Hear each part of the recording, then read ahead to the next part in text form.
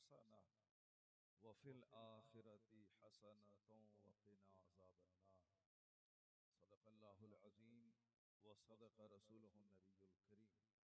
ایک بار سارے لوگ ادب سے درود پاک پڑھیں، اللہم صلی علی سیدنا و مولانا محمد معدن الجود والکرم وآلہ وبارک وسلم صلاۃ و سلاما علیک یا رسول اللہ۔ ہندوستان اور نیپال میں اکثر اس طرح کے دینی جلسے ہوا کرتے ہیں اور بہت بڑے جلسے ہوا کرتے ہیں۔ بمبئی میں 10 جلسے ہوں اور سیتامڑھی کے اس سرحدی علاقے میں ایک جلسہ ہو، پھر بھی آپ کا جلسہ بمبئی کے 10 جلسوں پہ بھاری ہو جاتا ہے۔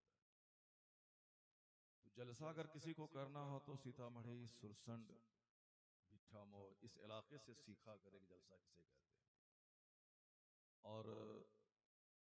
اور بھی زیادہ آپ کا جلسہ لوگوں کے لیے آئیڈیل اور ماڈل ہو جائے گا۔ بس اس جلسے کو اخیر تک اگر آپ سنجیدگی سے سن کر یہاں سے دعا کے بعد اٹھیں تو سارا ہندوستان آپ پر فدا ہو جائے گا۔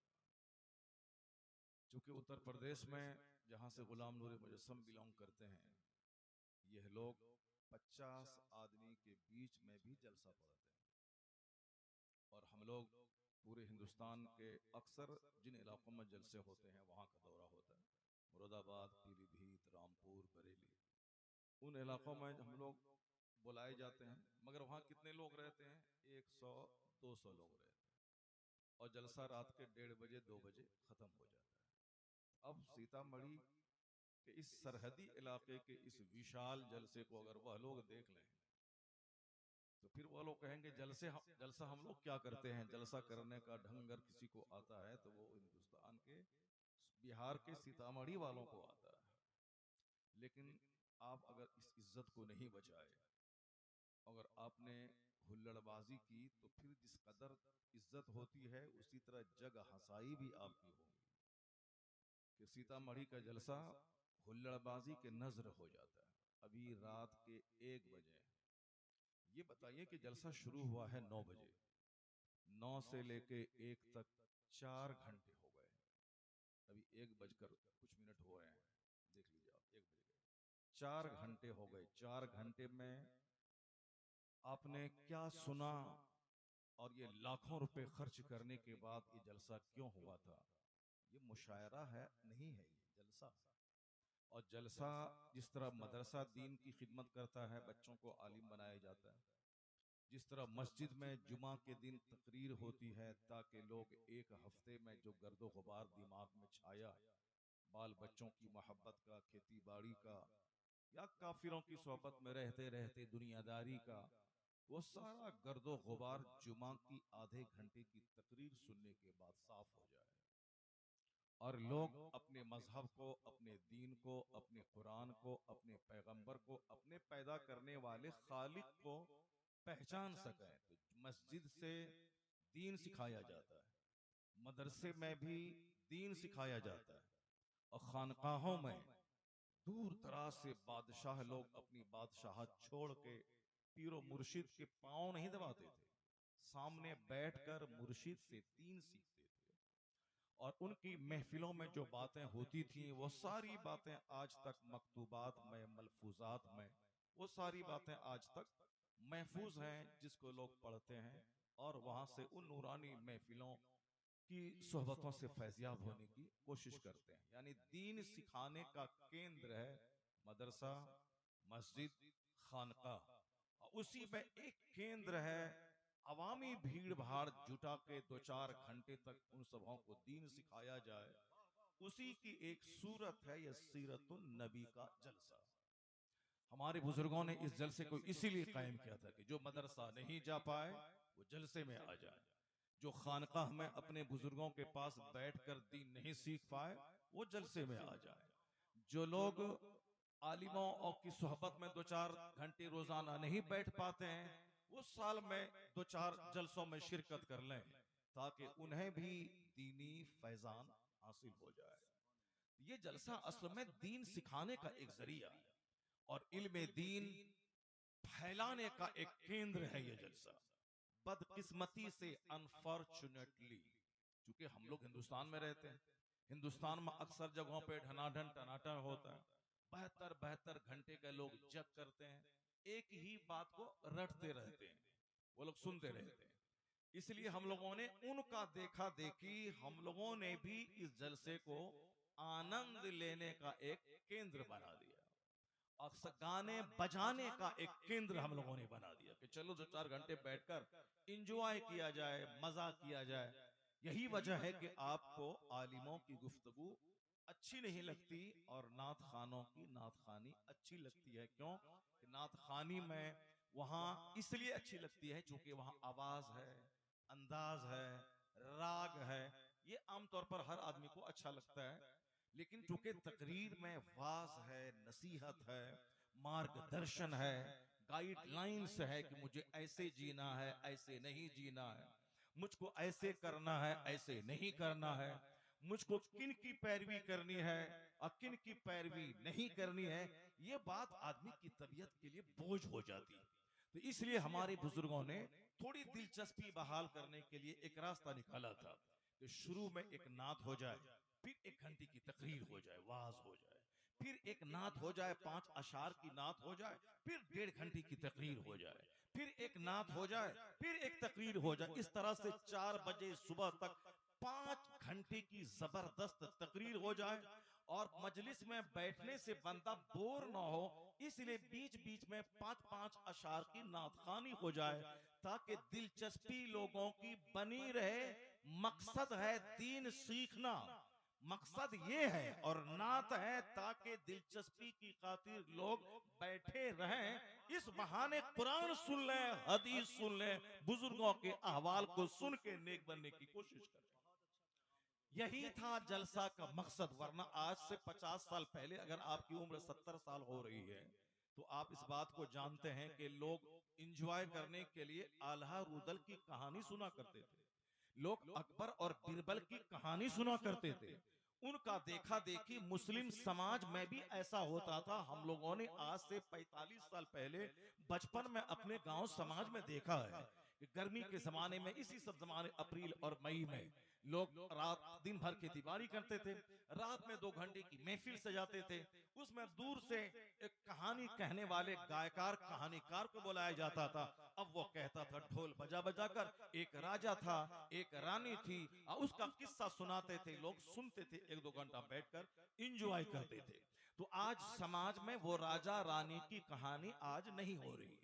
آج سماج میں آلہ رودل اکبر بیربل کا وہ صاحب لطیفہ نہیں سنایا جا رہا ہے. کبھی تنہائی میں بیٹھ کے غور کیجئے گا کہ ایک ریتی، غلط ریتی کو ختم کرنے کا صحرا کن کے سر جاتا ہے؟ کس نے ان جھوٹی کہانی کی محفلوں کو اجاڑ کر سیرت کے جلسے آپ کو عطا کیا؟ کس نے دین کی محفلیں آپ کو عطا کی؟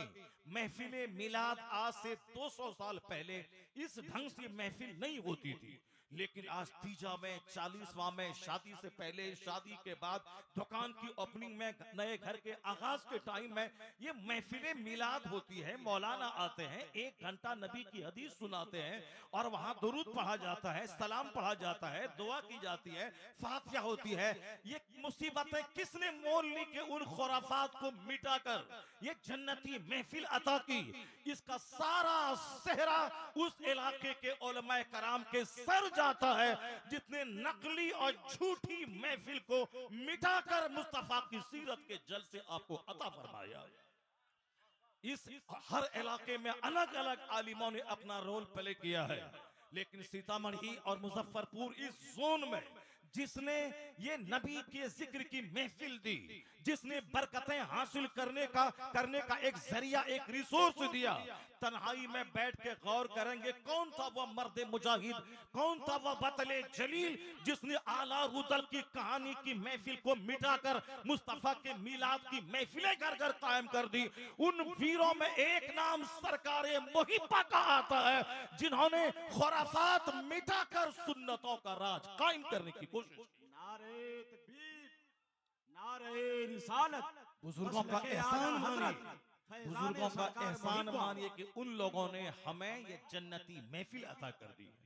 کہ ہم آج اپنے بڑے بڑے علماء کا دیدار بھی کرتے ہیں، ان سے دعائیں بھی لیتے ہیں، ان کی زبانی دین بھی سیکھتے ہیں. دوبارہ اگر یہ ماحول جو آپ لوگوں نے برپا کر دیا ہے کہ رات کے 1-2 بجے تک صرف نعت سننا اور اخیر میں بات دل ناخواستہ جلسہ ہے تو 1 گھنٹے کی تقریر جیسے تیسے سن لینا اور جلدی سے مقرر کو بھگانے کی کوشش کرنا کہ بھاگو یہاں سے، پھر دوبارہ وہ نعت پڑھنے والا آ جائے. تو یہ دور جو آپ لا رہے ہیں یہ وہی آلہ رودل کے دور کی طرف ہم جا رہے ہیں، وہی اکبر بربل کی کہانی کے دور کی طرف ہم جا رہے ہیں. ناچ اور گانا جو یہ لوگ کرتے ہیں کہ 50 ساؤنڈ لگا دیا اور 2 آدمی کھڑا ہو کے ناچ کے جھاجن بجا رہا ہے اور سارے گاؤں کی نیند خراب کر رہا ہے. آپ اسی طرف بڑھ رہے ہیں. اگر اس طرف نہیں بڑھنا ہے، بچے کو عالم بنانا ہے، حافظ قرآن بنانا ہے، اپنے بچے کو IAS آفیسر بنانا ہے، اپنے بچوں کو پروفیسر بنانا ہے، اپنے بچوں کو DM بنانا ہے، اپنے بچوں کو کامیاب انسان بنانا ہے، یہاں خوشحال رہنا ہے، مرنے کے بعد جنت جانا ہے، تو اس علم سکھانے والی محفل کو زندہ رکھنا ہوگا، جہالت کو مٹانا ہوگا اور نیک لوگوں کی قدر کرنی ہوگی، مصطفیٰ کا دین سیکھنا ہوگا تاکہ دنیا میں آپ کا بچہ DM اور پروفیسر بنے اور جب مرے تو مصطفیٰ کی شفاعت سے جنت الفردوس کا حقدار ہو جائے. اور بغیر علم کے نہ کوئی بندہ جنت جا سکتا ہے اور بغیر علم کے نہ کوئی بندہ دنیا میں اچھی زندگی گزار سکتا ہے. ہندوستان کا ایک بہت بڑا ڈکیت جو 10-20-50 لوگوں کی ہتیا کا الزام جس کے سر پہ ہے، وہ ڈکیت بھی ایک بار بولا تھا کہ میرے پاس لاٹھی ہے، میرے پاس طاقت ہے، میرے پاس 2-4-10-50-100 مکانات ہیں، میرے پاس سینکڑوں بیگھہ زمین ہے، مگر جو چیز نہیں ہے جس کی کمی میں محسوس کرتا ہوں وہ علم کی کمی کا احساس مجھ کو ہر قدم پہ ہوتا ہے. اس لیے تم ڈکیت مت بننا، اپنے بچوں کو پڑھنا لکھنا سکھانا. اگر تیرا بچہ ماسٹر بن گیا، تیرا بچہ پروفیسر بن گیا، تیرا بچہ DM بن گیا تو پھر عزت علم کی وجہ سے جو ہوگی وہ 1000 ایکڑ زمین خریدنے کے بعد، مالدار بننے کے بعد نہیں ہوگی، چونکہ علم کا جادو سب کے سر چڑھ کے بولتا ہے. علم وہ ہتھیار ہے کہ کمزور بھی ہو تو علم اسے بلوان بنا دیتا ہے. اپنے بچوں کو جاہل مت رکھنا، خود جاہل مت رہنا. یہ بتا دے اگر 2 گھنٹے تک صرف نعت سنو گے تو مصطفیٰ کی حدیث کب سنو گے؟ اللہ رب العزت کا وہ کلام جو تمام علوم و فنون کا جامع ہے، جس قرآن کریم میں خشک تر کی ساری باتیں موجود ہیں، جس قرآن میں میرے پرابلمز کا سولیوشن موجود ہے، جس قرآن کریم میں ہمارے گھر کی الجھنوں کا علاج موجود ہے، جس احادیث کے ذخیرے میں والدین اور اولاد کا رشتے کیسے مضبوط ہوں اس کا اپدیش موجود ہے. میاں بیوی دونوں کتے کی طرح نہ لڑیں، گھر میں جنتی ماحول ہو، ایک دوسرے کی قدر کریں.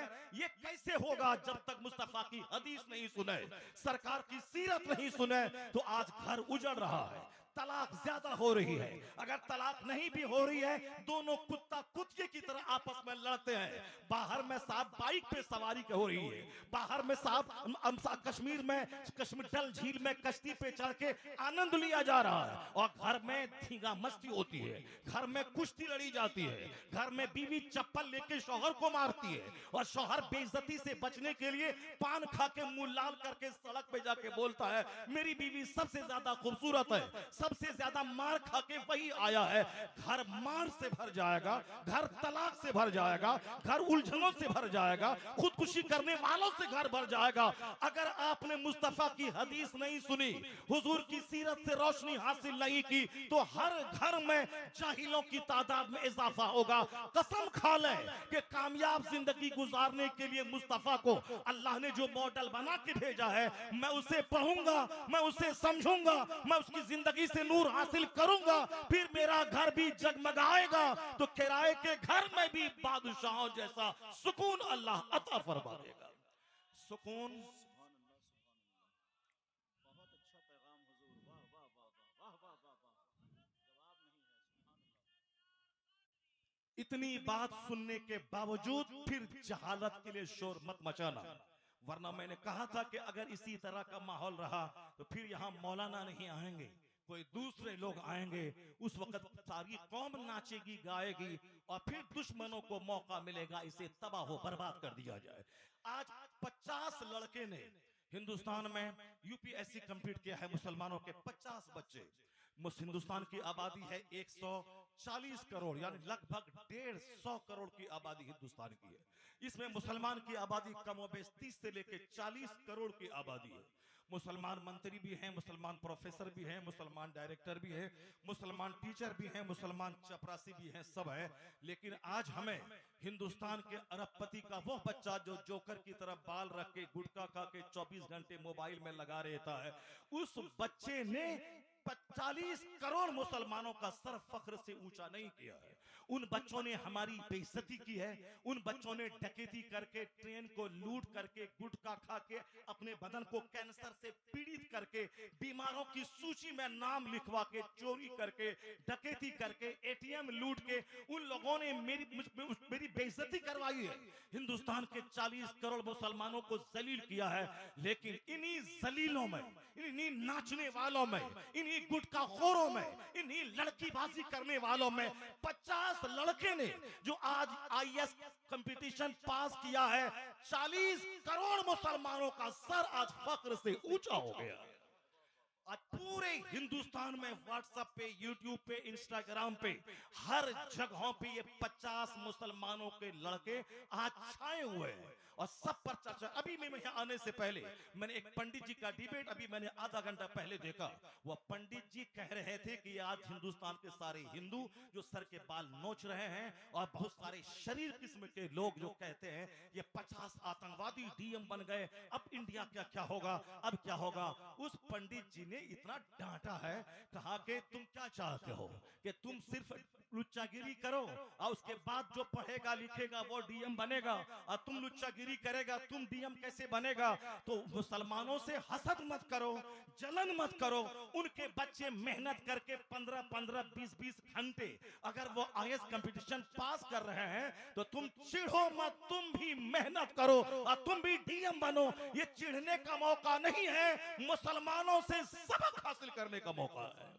وہ لوگ اپنی قوم کو دعوت دے رہے ہیں کہ مسلمانوں کا مذاق مت ہوا۔ کس نے تم سے کہہ دیا؟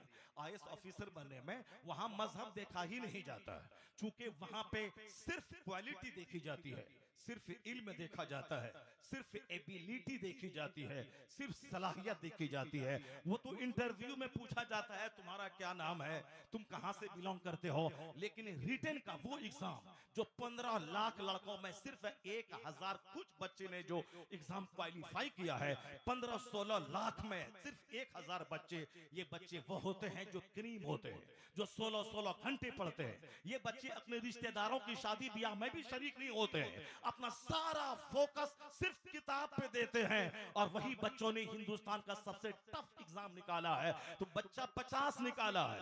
ہندوستان میں کھلبلی مچ گئی ہے، تو تم سب یہ جہالت چھوڑ کے اپنے بچوں کو اتنا پڑھاؤ کہ آج 50 بچے نکلے ہیں، کچھ سال کے بعد 100 مسلمانوں کے بچے ڈی ایم بن جائے، اور جس دن تم ڈی ایم بنے گا خرافات گھٹے گا، ہندوستان سے ظالم کا خاتمہ ہوگا، امن و امان کا گہوارہ ہندوستان بن جائے گا۔ چونکہ ایک منتری 5 سال تک رہتا ہے جب تک وہ الیکشن جیتا ہے، لیکن ایک ڈی ایم 40 سال تک وہ ایک ڈسٹرکٹ کا مالک بن کے رہتا ہے، ڈسٹرکٹ کا مالک وہ رہتا ہے۔ اگرچہ کوئی نیتا اس کے من کے خلاف کوئی ڈی ایم ہو اس کو ٹرانسفر کروا دے گا، مگر ٹرانسفر نوکری ختم نہیں کرے گا۔ وہ سیتامڑھی میں نہیں رہے گا، مظفرپور جائے گا، مظفرپور میں نہیں رہے گا وہ صاحب بجنور چلا جائے گا، بجنور میں نہیں رہے گا وہ تمل ناڈو کے صاحب دوسرے ڈسٹرکٹ میں جائے گا۔ لیکن وہ پوری زندگی جب تک ریٹائرمنٹ کا ٹائم ہے 62-60 سال تک وہ جاب کرے گا۔ اسے منتری سے بڑا درجہ ہے اس کا جو آئی ایس آفیسر بنتا ہے، جو ڈی ایم بنتا ہے۔ تو منتری کا جھولا ڈھونے سے بہتر ہے کہ اسکول کے کتاب کا جھولا بچوں کے ہاتھ میں دے دے، وہ اسکول جائے، وہ مدرسہ جائے، وہ خانقاہ جائے، وہ عالموں کے پاس آئے۔ اگر آپ نے اپنے بچوں کو صرف اسکول بھیجا، ان کو حدیث نہیں سکھائی، اس کو قرآن نہیں پڑھایا، اس کو نماز کے طریقے نہیں سکھائے، تو یاد رکھیے ان بچوں کے بگڑنے میں کوئی دیر نہیں لگے گی، وہ ڈی ایم تو بن جائے گا مگر تباہ و برباد ہو جائے گا. کسی لڑکی کا چہرہ اس کے ایمان کو لوٹ لے گا, دوسروں کا محل اس کے ایمان کو برباد کر دے گا. لیکن یہ جلسہ آپ کو کہتا ہے کہ وہ اسکول کے کلاس سبجیکٹ کو 15 گھنٹے پڑھے اور صرف 15 منٹ وہ اسلامک چیپٹر پڑھے تو وہ کافروں کے رنگ میں نہیں رنگے گا. اگر اللہ نے توفیق دی تو خود مصطفیٰ کے رنگ میں رنگ کر کافروں کو مسلمان بنا کر اپنے ساتھ جنت لے کے چلا جائے گا. صرف 15 منٹ آپ کا بچہ دین سیکھے روزانہ اور دین پڑھے روزانہ, تاکہ اس کا دین بھی محفوظ رہے, اس کا اخلاق محفوظ رہے, اس کا ایمان محفوظ رہے. جو محفل جو علم اسلام سے ہٹ کے ہے وہ صرف کھانا سکھاتا ہے, مکان بنانا سکھاتا ہے, اچھا کپڑا پہننا سکھاتا ہے, وہ صرف دوسری عورتوں کا چہرہ دکھانا سکھاتا ہے, انجوائے کرنا سکھاتا ہے, لگزریس لائف گزارنا سکھاتا ہے. لیکن جو علم دین ہے وہ دنیا سے زیادہ آخرت کو سنوارنے کا سلیقہ عطا کرتا ہے. اس لیے اللہ نے ہمیں سکھایا کہ دنیا میں بھی اچھا رہا, مرنے کے بعد بھی اچھا رہا, اور دونوں جہان کی خوشحالی کی دعا اللہ سے مانگنا. ورنہ دنیا میں اگر تم نے ڈی ایم بن کر 50 کھرب روپے کما لی, مرنے کے بعد اگر مرتے ٹائم میں ایمان سلامت نہیں رہا اور حالت کفر میں مر گئے تو اب وہاں گئے جہاں کا ایک دن 50,000 سال کے برابر ہوگا. تو دنیا میں 50 سال اچھا کھانا پینا کوئی معنی نہیں رکھتا. تو کافروں کی نظر صرف دنیا پہ رہتی ہے, مسلمانوں کی نظر دنیا پہ بھی رہتی ہے, اس سے زیادہ آخرت پہ رہتی ہے. اگر تیاری آخرت کی ہوئی تو اللہ دنیا میں بھی خوشحالی دے گا, اور مرے گا تو مصطفیٰ کے پڑوس میں جنت الفردوس میں جگہ عطا فرمائے گا. اس لیے یہ محفلیں اس دنیا میں جینے کا شعور سکھاتی ہے, اور دنیا سے زیادہ آخرت کی جنت کے حصول کا طریقہ سکھاتی ہے. اگر آخرت سے ہٹ کے یہ محفل اگر ہو جائے تو پھر یہ محفل بھی ان مشرکوں کی درسگاہ کی طرح ایک درسگاہ بن جائے گی, جہاں صرف انجوائے کرنا, عشق بازی کرنا, محبت کرنا, پریم کرنا, اور پریم کی کہانی سننا, فلمیں دیکھنا, بلو فلمیں دیکھنا, اور پریکٹیکل میں سماج میں عریانت اور فحاشی کو پھیلانا جو اس کا مقصد ہے اور جو اس کی زندگی کا سب سے بڑا ایم ہوتا ہے. مگر آج الحمدللہ آپ کہتے ہو جلسہ سے کیا ہوگا, آپ کہتے ہو تقریر سے کیا ہونے والا ہے. اگر یہ تم کو اندازہ نہیں ہے کہ تقریر سے کیا ہوتا ہے, جلسے سے کیا ہوتا ہے, تم یہ غور کرو کہ مسلمانوں کے ہاں عام طور پر تمہاری بستی میں کتنے لوگ ہیں جو اپنے دروازے پہ شراب کی دکان سجا کے شراب پی رہا ہو. کتنے لوگ ہیں؟ نہیں ملیں گے. مٹھی بھر 1 2 4 لوگ ملیں گے سماج میں جو شراب چھپ چھپ کے پیتے ہیں. اوپن دکان سجا کے ایک بندہ بھی آپ کے گاؤں کا نہیں ملے گا. اس لیے نہیں ملے گا چونکہ ابھی شرم باقی ہے, ابھی حیا باقی ہے, ابھی ہماری اس بد عملی کی مذمت کرنے والے علماء موجود ہیں. جمعہ کا خطاب زندہ ہے, عیدین کا خطبہ زندہ ہے, محفل میلاد میں غریب سے غریب بچہ جو عالم دین ہے وہ کسی نواب جاگیردار کو خاطر میں لائے بغیر وہ میلاد کی محفلوں میں برائیوں کی مذمت کرتا ہے, شراب کی مذمت کرتا ہے, زنا کی مذمت کرتا ہے, سود کی مذمت کرتا ہے. اس کے ہاں چلا جا جہاں واز نہیں ہے, جہاں خطاب نہیں ہے, جہاں عالموں کا ڈر نہیں ہے, جہاں ویکلی اپدیش نہیں ہے, جہاں ایئرلی اپدیش نہیں ہے, جا کے دیکھ وہاں بھانجا کا گندا سمبند ممانی کے ساتھ, بھتیجے کا گندا سمبند چچی کے ساتھ, وہاں دیکھ لے سسور کا گندا سمبند اپنی بہو کے ساتھ. اس طرح کے جو قصے اخبارات میں روزانہ پڑھنے کو ملتے ہیں, اس لیے کہ وہاں کوئی ڈانٹنے والا نہیں ہے, وہاں کوئی پھٹکارنے والا نہیں ہے, وہاں کوئی ویکلی مجلس واز نہیں ہے. الحمدللہ ہمارے یہاں برائیاں ہیں, چھپ چھپا کے ہیں, مگر کوئی زنا کی محفل سجا کے گاؤں میں نہیں بیٹھتا ہے, کوئی شراب کی محفل سجا کے نہیں بیٹھتا ہے. 50 سال پہلے لوگ اپنے گھر میں کچہری لگاتے تھے, مالدار لوگ, اور غریب لوگ سود کے لیے اس کے یہاں آتے تھے, کہتے تھے یہ مکان یہاں کچہری لگتی تھی اور یہاں سود کا کاروبار ہوتا تھا. اور الحمدللہ آج 1000 کی آبادی میں کوئی کچہری نہیں لگ رہی ہے, سود کا کاروبار ابھی 2-4 سال سے شروع ہوا ہے. ایک گندا مزاج عورتوں کے بیچ میں گروپ کا شروع ہو گیا ہے, اور پھر وہاں سے سود اگر اس کو نہیں روکا گیا پھر وہی کچہری لگنے لگے گی اور لوگ عام طور پر سود کھانے لگیں گے. اگرچہ مولانا چلا کے کہتا ہے کہ سود کھانے کے جو گناہ ہے اس گناہ کے 70 درجے ہیں, وہ 70 میں سب سے ادنا درجہ یہ ہے ایک مرد اپنی ماں سے زنا کرے, اور کوئی غیرت مند یہ قدم نہیں اٹھا سکتا گناہ کے 70 درجے ادنا درجہ این کا الرجل امہ، یہ کہ مرد اپنی ماں سے نکاح کرے، یہ خطرناک وہ قدم کوئی مسلمان نہیں اٹھائے گا جس کا ضمیر مر جاتا ہے، جو مولانا کو گالی دیتا ہے، جو جلسے میں آ کے صرف وہ ہلا بازی کرتا ہے، دین نہیں سیکھتا ہے، جمعہ کے دن تقریر ختم ہونے کے بعد جلسے میں جاتا ہے، جو چوک چوراہے پہ مدرسوں کے خلاف، خانقاہ کے خلاف، پیر کے خلاف، مولانا کے خلاف بولتا ہے، اسی کا بیٹا کافروں کی بیٹی کو لے کے بھاگتا ہے، اسی کی بیٹی کسی مظہر کے بیٹے کو لے کے بھاگتی ہے، اس کے گھر میں اجنبی کا آنا جانا ہوتا ہے، میں خدا کی قسم جس کے گھر میں پیر کا آنا جانا ہو، مولانا کا آنا جانا ہو، سرکاری محبہ کے شہزادوں کا آنا جانا ہو، وہاں کا بیٹا کافروں کے ساتھ نہیں بھاگتا ہے، اگر اس کے سنپرک میں کوئی مشرک آ جائے تو ان بزرگوں کا فیض یافتہ اس مشرک کو جنتی بنا کے مومن بنا دیتا ہے۔ اس لیے اگر اپنے گھر کو اجڑنے سے بچانا ہے، بزرگوں سے محبت کرنی ہوگی، جلسے میں قاعدے سے آنا ہوگا، اور ہر جلسے میں جو 5-6 گھنٹے کا جلسہ ہوتا ہے اس میں 5 تقریر سننی ہوگی، الگ الگ ٹاپک مولانا کو دینا ہوگا، تمہیں نماز پہ بولنا ہے، تمہیں 1 گھنٹہ اخلاق پہ بولنا ہے، تمہیں 1 گھنٹہ دنیاوی ایجوکیشن پہ بولنا ہے، تمہیں 1 گھنٹہ قرآن اور سائنس پہ بولنا ہے، تو ایک جلسہ 5 ٹاپک پر اگر مشتمل تقریر یہاں لوگوں نے سن لیا تو جو کام 11 مہینے مدرسے میں ہوتا ہے وہی کام صرف 5 گھنٹے کے اندر جلسے سے ہو جائے گا۔ لیکن تم نے صرف نعت سنی اور نعت سننے کے بعد ہلا بازی شروع کیا اور اس قیمتی محفلوں کی بے قدری کی۔ یہ محفل بزرگوں نے اسی لیے سجائی تھی تاکہ اس کے بہانے تمہیں دین آ جائے، تم قرآن پاک کو سیکھ لو، مصطفیٰ کی حدیث سیکھ لو۔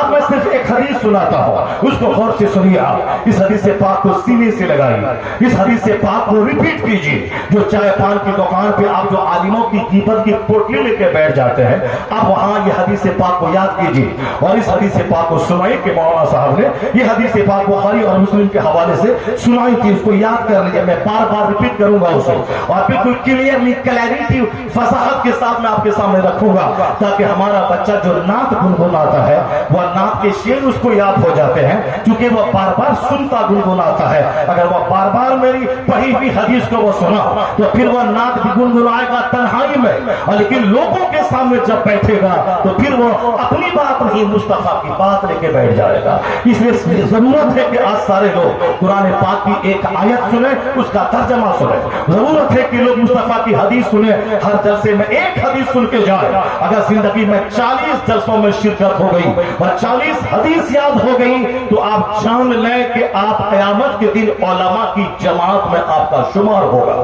حدیث میں ہے کہ جس نے 40 حدیثیں سرکار کی یاد کر لی اور ان کو دوسروں تک پہنچایا تو قیامت کے دن اللہ اسے بعثہ اللہ فقیہا یوم القیامہ، اللہ قیامت کے دن اسے عالم کی صورت میں اٹھائے گا۔ تو اگر آپ توجہ کے ساتھ آپ نے سنی تو آپ ضرور غور سے میری ایک حدیث پاک سنیے جو میں سرکار کے حدیث کو آپ کے سامنے بیان کر رہا ہوں۔ اسی سمنے میں اگر 2-4 حدیث آ گئی تو ٹھیک ہے، لیکن ہمارا کیندر میری گفتگو کا وہی وہ ایک حدیث رہے گا، اسی کو مرکزی گفتگو بنا کر میں آپ کے سامنے پیش کرنے کی جسارت کر رہا ہوں۔ آپ نے غور سے اس کو سنا پھر آپ یاد رکھیں، آپ کا سینہ روشن ہوگا، آپ کے دماغ سے کچرا دور ہوگا۔ آپ چاروں طرف سے دشمن اسلام سے ہمیں بدگمان بنانے پہ تلا ہوا ہے۔ بہت سارے لوگ پڑھے لکھے لوگ صرف دنیاوی چند سکے کمانے کے لیے آج مشرکوں کا ساتھ دے کر مسلمانوں کے دل دماغ کو ایمان سے خالی کرنے کی ناپاک کوشش کر رہے ہیں۔ ایسے وقت میں آج پہلے سے زیادہ ضرورت ہے کہ میں قرآن پڑھوں، قرآن سنوں اور قرآن سے نور حاصل کروں، جبکہ حضور نے یہی کہا تھا 1400 سال پہلے، ان اللہ یرفع بہذا الکتاب اقواما ویدعو بہ آخرین۔ حضور نے یہ نہیں کہا تھا ماں باپ کے مرنے کے بعد مدرسے سے 10 بچوں کو بولا کہ قرآن خوانی کروا دو، بغیر سمجھے مجھے قرآن پڑھوا کے یہ سارے ثواب کر دو۔ ثواب ہے بغیر سمجھے مجھے پڑھنے کا، مگر مقصد نزول یہ نہیں ہے کہ صرف قرآن پاک کو ہم گلے میں تعویذ بنا کے باندھے اور بغیر سمجھے مجھے پڑھے۔ نہیں، قرآن پاک کے نزول کا مقصد ہے اس کو پڑھا جائے، اس کو سمجھا جائے، اس پر عمل کیا جائے، اس کو دوسروں تک پہنچایا جائے۔ اگر کوئی بندہ 5 ٹائم کر کی نماز خود سے پڑھتا ہے، پڑوسی کو نہیں بولتا ہے، اپنی بیوی کو نہیں کہتا ہے، اپنے بچوں کو نہیں بولتا ہے، تو قیامت کے ان کے بچے کھڑے ہوں گے اور کہیں گے یہ میرا باپ ہے جو خود تو نماز پڑھتا تھا مگر مجھ کو نماز پڑھنے کبھی نہیں کہا۔ یہ مقدمہ قبول کر لیا جائے گا۔ اس کے بعد اس کے خلاف کارروائی ہوگی کہ تم نے صرف اپنی نماز کیوں پڑھی, تم نے اپنے بچوں کو نماز پڑھنے کے لیے کیوں نہیں کہا, تم نے اپنی بیوی کو نماز پڑھنے کے لیے کیوں نہیں کہا, تم نے اپنے پڑوسی کو نماز پڑھنے کیوں نہیں کہا. تو اسلام یہ نہیں چاہتا کہ میں صرف اکیلے سکھی سمپن رہوں, میں اکیلے صرف کھانا کھاؤں, میں اکیلے صرف نماز پڑھوں, اکیلے صرف میں 1000 پر درود روزانہ پڑھوں. اسلام یہ چاہتا ہے کہ تمہاری وجہ سے تمہاری بیوی بھی نیک بنے, تمہارے بچے بھی نیک بنے, تیرا پڑوسی بھی نیک بنے, تیری ماں تیرے باپ بھی نیک بنے, اور تیرے سمپرک میں آنے والے دوست بھی نیک بنے. اس لیے کہیں کہا جاتا ہے قو انفسکم و اہلیکم نارا, اپنے آپ کو اپنے اہل و عیال کو جہنم کی آگ سے بچاؤ. کہیں کہا جاتا ہے فرقوا مع الراکعین, یعنی رکوع کرنے والوں کے ساتھ مل کر کے رکوع سجدہ کرو. کہیں کہا جاتا ہے کونوا مع الصادقین, یعنی تمہاری صبح و شام سچے لوگوں کے ساتھ میں گزرے. کہیں کہا جاتا ہے ان اللہ یحب المتقین, اللہ متقین سے دوستی کرتا ہے. کہیں کہا جاتا ہے ان رحمت اللہ قریب من المحسنین, خدا کی رحمتیں محسنین نیک لوگوں کے قریب ہے. اس لیے ہمیں قرآن سکھاتا ہے خود نیک بننا ہے, دوسروں کو نیک بنانا ہے. کنتم خیر امہ, تم بہترین امت ہو, لوگوں کی طرف نکالے گئے ہو تاکہ خود نیک بنو, دوسروں کو نیکی کا آدیش دو, خود برائی سے بچو اور دوسروں کو برائی سے بچنے کا آدیش دو. نہیں نمازی جب نہیں بن رہا ہے تو تقریر سے کیا فائدہ ہے, جب تک جب لوگ نیک نہیں بن رہے ہیں تو تقریر اور جلسے سے کیا فائدہ ہے. یہ پڑھا لکھا وہ آدمی جو ایک وقت کی نماز نہیں پڑھتا ہے, اب وہ مجھ سے کہتا ہے تقریر کے بارے میں لوگ بولتے ہیں تقریر بڑی اچھی ہوئی اور عمل ہی نہیں ہے تو کیا ہوا. یعنی اس الو کے کہنے کا مطلب یہ ہے کہ تقریر بند کر دیا جائے. جب نماز نہیں کوئی پڑھتا ہے تو صرف پورے 5-6 گھنٹے تک صرف غزل سنایا جائے, صرف نظم سنایا جائے, صرف نعت سنائی جائے. جب نماز ہی نہیں پڑھتے ہیں تو پھر کیوں تقریر ہوتی ہے. یہ بولتا ہے کون, جو 10 سال مدرسے میں پڑھا ہے اور جو 10 سال سے اسٹیج میں رہ رہا ہے اور جو نعت پڑھ کر کے 2 روٹی کما کے کھاتا ہے. میں کہتا ہوں بدتمیز, جب تم عالموں کی صحبت میں رہتے رہتے 10-20 سال سے اور جب تم نمازی نہیں بنے تو ہم یہ آدمی جو سال میں 1 دن جلسے میں آیا ہے اس سے میں کیسے امید رکھوں کہ ہماری تقریر سننے کے بعد یہ نمازی بنے گا. پہلے خود توبہ کر, خود نمازی بن جا, اس کے بعد جلسوں کی اہمیت کو گھٹانے کے لیے اس طرح کی بات مت بولا کر. نمازی آئے نہ آئے اذان بند نہیں ہوگی, چاہے لوگ آئے نہ آئے جمعہ کا خطاب بند نہیں ہوگا, چاہے لوگ سنے نہ سنے عیدین کا خطبہ واجب ہے وہ بند نہیں ہوگا, جمعہ کا خطبہ فرض اور شرط ہے وہ کبھی بند نہیں ہوگا, سیرت کی محفلیں بند نہیں ہوں گی, آسمان سے بارش ہوگی, سرخیز زمین فصل پیدا کرے گی, بنجر زمین اس کو سڑ جائے گی, گلی کی فصل پیدا کرے گی. جس کے دل میں واضح نصیحت کا پانی پڑا, اس کا دماغ ہلا, وہ نیک بنا, وہ سمجھ لے اس کا دل سرخیز زمین کی طرح ہے, نصیحت کا پانی اس کو بدل دیا ہے. اور جس کا دل صاف ہوا ہو, جس کا دل پتھر ہو چکا ہو, پانی پڑتا ہے پتھر پر, پانی ڈھلک کے نیچے گر جاتا ہے, پتھر سوکھا کا سوکھا رہتا ہے. تمہیں اپنے دل پہ ماتم کرنا چاہیے, نہ کہ تقریر کی اہمیت کو گھٹانے کے لیے اس طرح کے جملے بولنا چاہیے. چاہے ایک بھی نمازی آئے نہ آئے, اذان قیامت تک ہوتی رہے گی, خطاب قیامت تک ہو. نعرہ تکبیر, زور سے جواب دے, نعرہ تکبیر, نعرہ رسالت. رہبران شریعت کانفرنس حضرت علامہ مفتی شہریار رضا صاحب قبلہ, ہمارے بزرگ 100 سال پہلے سے اگر یہی سن کے رہ جاتے نمازی نہیں بنتے ہیں تو جلسہ کرانے سے کیا فائدہ ہے. سارے مدرسے بند ہو گئے ہوتے, خطابات بند ہو جاتے, عالموں کا فقار ختم ہو گیا ہوتا, کوئی قرآن پڑھنے والا سنانے والا نہیں ملتا. مگر ہمارے بزرگوں نے ان ساری چھوٹی چھوٹی باتوں کی اندیکھی کرتے ہوئے ان لوگوں نے محنتیں جاری رکھیں, مدرسہ قائم کیا, محفلیں منعقد کی, خانقاہ کو زندگی عطا کی, لوگوں سے ملنا جلنا رکھا. نتیجے میں آج اگر پورے ہندوستان میں سب سے زیادہ جلسے سیرت کی محفلیں ترہت ڈویژن میں اگر ہو رہے ہیں, مظفرپور میں, موتیہاری میں, مدھوبنی میں, دربھنگا میں, سیتامڑھی میں, وہ پرانا ہندوستان جو نیپال میں چلا گیا, وہ سب جو ہندوستان کے اندر ہی تھا, ان علاقوں میں اگر جلسہ ہے, سیرت کی محفلیں ہیں تو نیتاؤں کی محنت کا دخل نہیں ہے, ڈی ایم کی محنت کا دخل نہیں ہے, زمیندار کی محنت کا دخل نہیں ہے. وہ کمزور کھانے والے پینے والے وہ رہبران شریعت ہے جس میں سرکار محبہ سے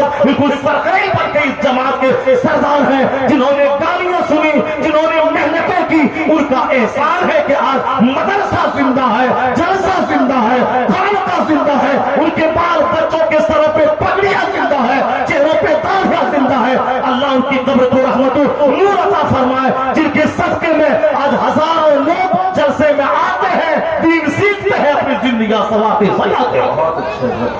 ان بزرگوں کی محنتوں کو میں سلام کرتا ہوں۔ انہی بزرگوں میں ایک سرکار طیغ علی ہے جو آج سے 60-70 سال پہلے بیل گاڑی پر چل کر، پیدل چل کر، سائیکل پر بیٹھ کر، گاؤں جا کر، دالان میں مچان پہ بیٹھ کر 10 لوگوں کو جمع کر کے کہتے تھے کہ مسلک اعلیٰ حضرت پہ مضبوطی سے قائم رہنا۔ سرکار اعلیٰ حضرت نے فلاں کے بارے میں یہ کہا ہے، فلاں نے مصطفیٰ کے غیر کی توہین کی ہے، اعلیٰ حضرت نے ان کے خلاف یہ کتاب لکھی ہے۔ مسلک اعلیٰ حضرت کے حامی علماء کو بلا کر بڑے جلسے کروا کے چھوٹی چھوٹی محفلوں میں لوگوں کے سامنے اس طرح کی باتیں بتا کر، اگر آج سنیت آپ کے علاقے میں زندہ ہے تو احسان ایک طرف بابا طیغ علی کا بعد میں ہے، سرکار محبہ کا احسان، بابا طیغ علی کا احسان، اور محدث بہاری کا احسان، ملک العلماء کا احسان، ان بزرگوں کا احسان ہے۔ آج بہار میں سنیت زندہ ہے، کسی نیتا کی وجہ سے نہیں، ان رہبران شریعت علماء کی وجہ سے دین زندہ ہے۔ اللہ تعالیٰ ان علماء سے محبت کرنے کی ہم سبوں کو توفیق عطا فرمائے۔ یہ کہتے ہیں مولوی لوگ کیا کرتا ہے، مولانا لوگ کیا کرتا ہے۔ مولانا مولوی دنیا کی باتیں کم کرتا ہے، جنت کی بات زیادہ کرتا ہے، اور جنت کی باتوں کی ضمن میں دنیا کی باتیں بھی ہو جاتی ہیں۔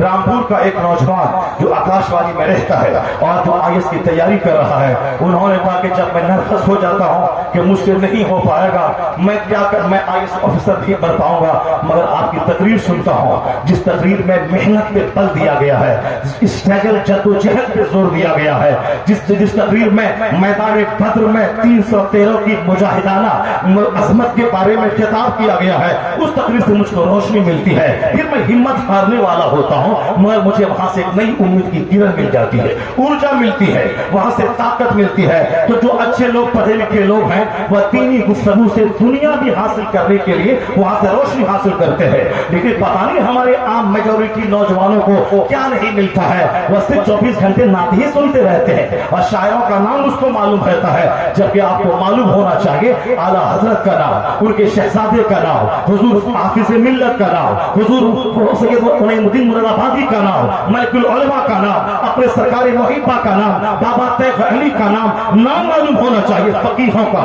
عالموں کا، ائمہ کا، مجتہدین کا، مسجد کے اچھے امام کا، ان کے کتاب کا ریفرنس ہے، فلاں مسجد میں فلاں امام نے جمعہ کے دن خطبہ دیا تھا، اس خطبے میں انہوں نے یہ حدیث پاک پڑھی تھی۔ اگر یہ ماحول آپ نے بنایا تو آپ کا بچہ جوکر نہیں بنے گا، غلام احمد مختار بن جائے گا، آپ کا بچہ غلام غوث بنے گا، آپ کا بچہ غلام خواجہ بنے گا۔ اب ذرا سنیے سرکار دو جہاں نے ماں کی گود سے لے کے قبر کی گود تک ہماری رہبری کیسے کی ہے، ہماری رہنمائی کیسے کی ہے، ہمیں قدم قدم پہ کس قدر کلیئرلی واضح طور پر جینے کا انداز ہم کو سکھایا ہے۔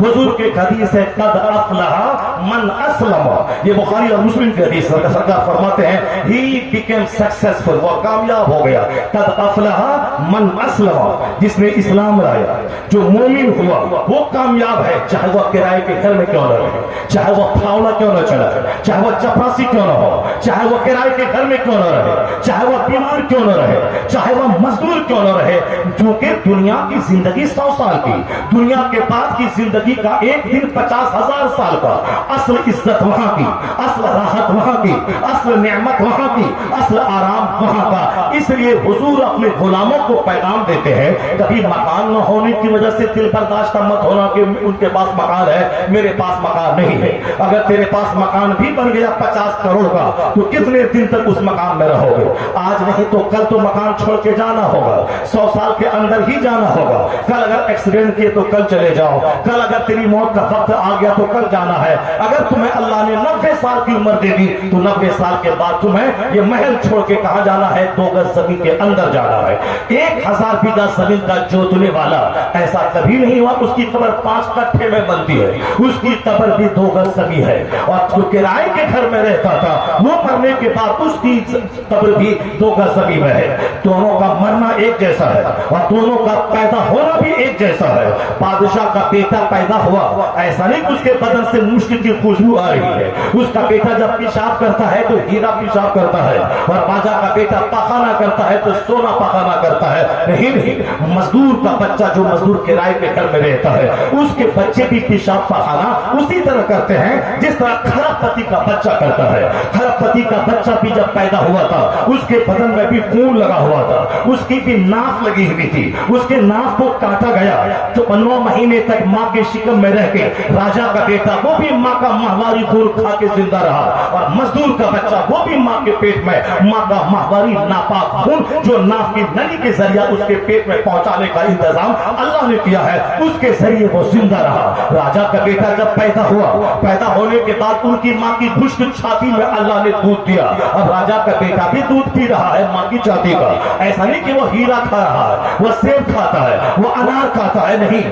اس کے لیے ماں کا دودھ سب سے بہترین دوا بھی ہے، بہترین مشروب بھی ہے اور بہترین خوراک بھی ہے۔ اور وہی خشک چھاتی میں جیسے بچہ پیدا ہوا وہ فوراً اس غریب بچے کی ماں کو بھی دودھ دیا، اب وہ بچہ اپنی ماں کا دودھ پیتا ہے، تو امیر کا بچہ بھی ماں کا ہی دودھ پیتا ہے، اگر ماں کا دودھ نہیں ہے تو ڈبے کا دودھ پیتا ہے، وہ گوشت مچھلی نہیں کھاتا ہے، وہ ماں کا دودھ پیے یا پھر ماں کے دودھ کے انگریڈینٹ سے جو دودھ بنتا ہے وہ دودھ پیے، بکری کا دودھ پیے، گائے کا دودھ پیے، وہ بھی نیچرل قدرتی دودھ ہی ہے جو بچوں کی بہترین غذا ہے۔ چاہے ماں کی چھاتی سے اللہ دے، چاہے وہ چھاتی خشک ہو تو بکری کا دودھ ہو، گائے کا دودھ ہو، بچوں کی خوراک بنے۔ ارب پتی کا بیٹا ماں کے پیٹ میں کیسے رہا، غریب کا بچہ ویسے رہا۔ ارب پتی کا بیٹا ماں کے پیٹ سے نکلنے کے بعد کیا پی کے زندہ رہا، وہی غریب کا بچہ بھی پیا۔ پیدا ہونے میں برابر، بچپن میں برابر، پیشاب پاخانہ میں برابر، پسینے کی بدبو میں برابر، ناک کے نیٹا میں برابر، آنکھ کی کیچڑ میں برابر، نیند میں برابر، ہنسنے میں برابر، رونے میں برابر، پیشاب پاخانہ میں برابر۔ تو پھر تم نے کیوں سمجھ لیا کہ میں مالدار نہیں ہوں، مجھے مالدار ہونا چاہیے، زمیندار ہونا چاہیے؟ ابتدا ایک جیسی ہے اور انتہا بھی ایک جیسی ہے۔ مرنے کے بعد کوئی ارب پتی لال رنگ کا کفن نہیں پہنتا ہے، 50 کروڑ کا کفن وہ دبئی سے نہیں منگواتا ہے، وہی سیتامڑھی کما بازار کا وہی 100 روپے میٹر والا سوتی کا سفید رنگ کا کفن ارب پتی بھی پہنتا ہے، اور مزدور کا بچہ بھی پہنتا ہے، اور مزدور بھی پہنتا ہے، اس کو پہنا کے قبر میں ڈالا جاتا ہے۔ تو دونوں کا لباس ایک، آنے کا انداز ایک، دونوں کی قبر ایک۔ یا پھر زندگی میں چاہے کوئی بریانی کھا لے، چاہے چوکی سوکھی روٹی کھا لے، چاہے پیدل چلے، چاہے کار پہ چلے، مکان میں رہے یا مٹی کی دیوار میں رہے، یہ سب عارضی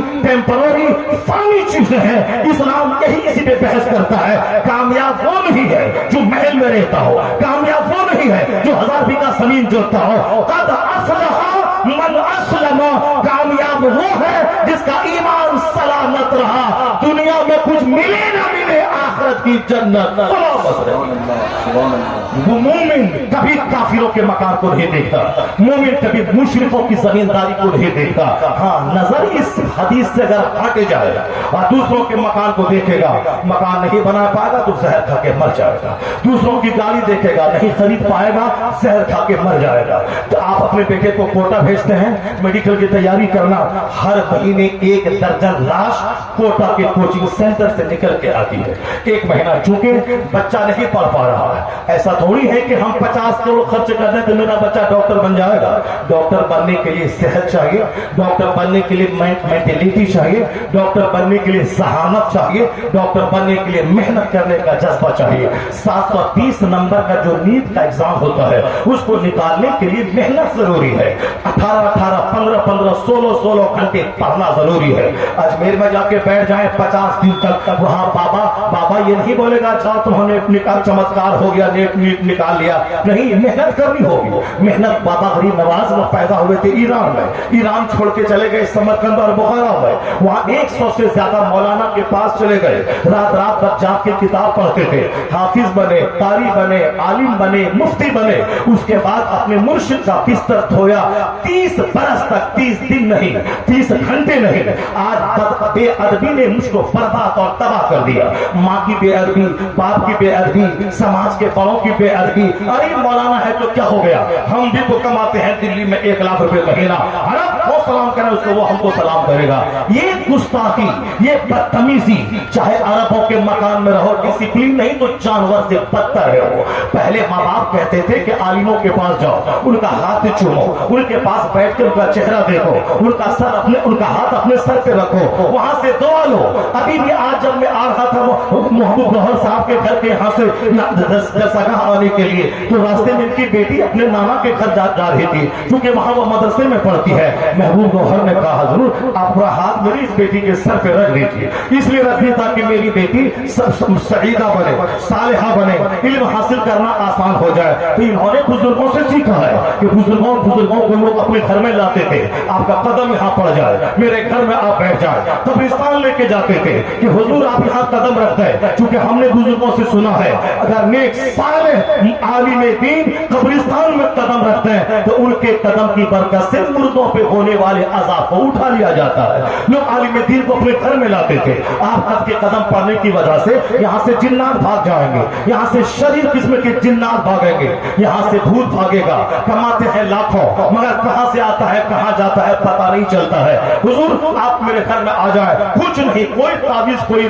تعویذ نہیں لکھی ہے, بلکہ صرف آپ یہاں آ کے نماز پڑھ لیں اور دعا کرتے ہیں. پہلے لوگ دعا کرواتے تھے, آپ سجدہ کریں گے, تسبیح پڑھیں گے, 1000 بار درود پڑھیں گے, میرے گھر میں قیام کر کے تہجد پڑھیں گے تو ہمارے گھر سے شریف قسم کے جنات کا خاتمہ ہو جائے گا. اور یہ ہوتا بھی تھا. اور آج کل تو ہم آپ سے کہتے ہیں کہ ہر نماز کے بعد صرف 200 بار پڑھنا لا الہ الا اللہ محمد رسول اللہ, تو آپ کہتے ہیں حضور آپ ہی تعویذ لکھ کے دے دیجئے, یہ وظیفہ مشکل ہے, نہیں ہو پائے گا, آپ سے نہیں ہو پائے گا. تو کاغذ کا ٹکڑا کوئی دے دیتا ہے اور کہتا ہے 5100 روپے لاؤ, 5100 آپ دے دیتے ہیں. 4 دن کے بعد جب کام نہیں بنا کہتے ہیں مولوی صاحب پھٹ کے لے کے چلا جائے 5100 روپے. تو تعویذ سے بہتر ہے, سب سے بڑی تعویذ ہے وہ وظیفے کی صورت میں نماز پنجگانہ کے بعد آپ 100 بار یا سلامو پڑھا کریں, آپ فجر کے بعد یا عزیزو پڑھا کریں, ظہر کے بعد یا کریمو پڑھا کریں, عصر کے بعد یا جبارو پڑھا کریں یا جبارو یا اللہ, مغرب کے بعد یا ستارو یا اللہ, عشاء کے بعد یا غفارو یا اللہ.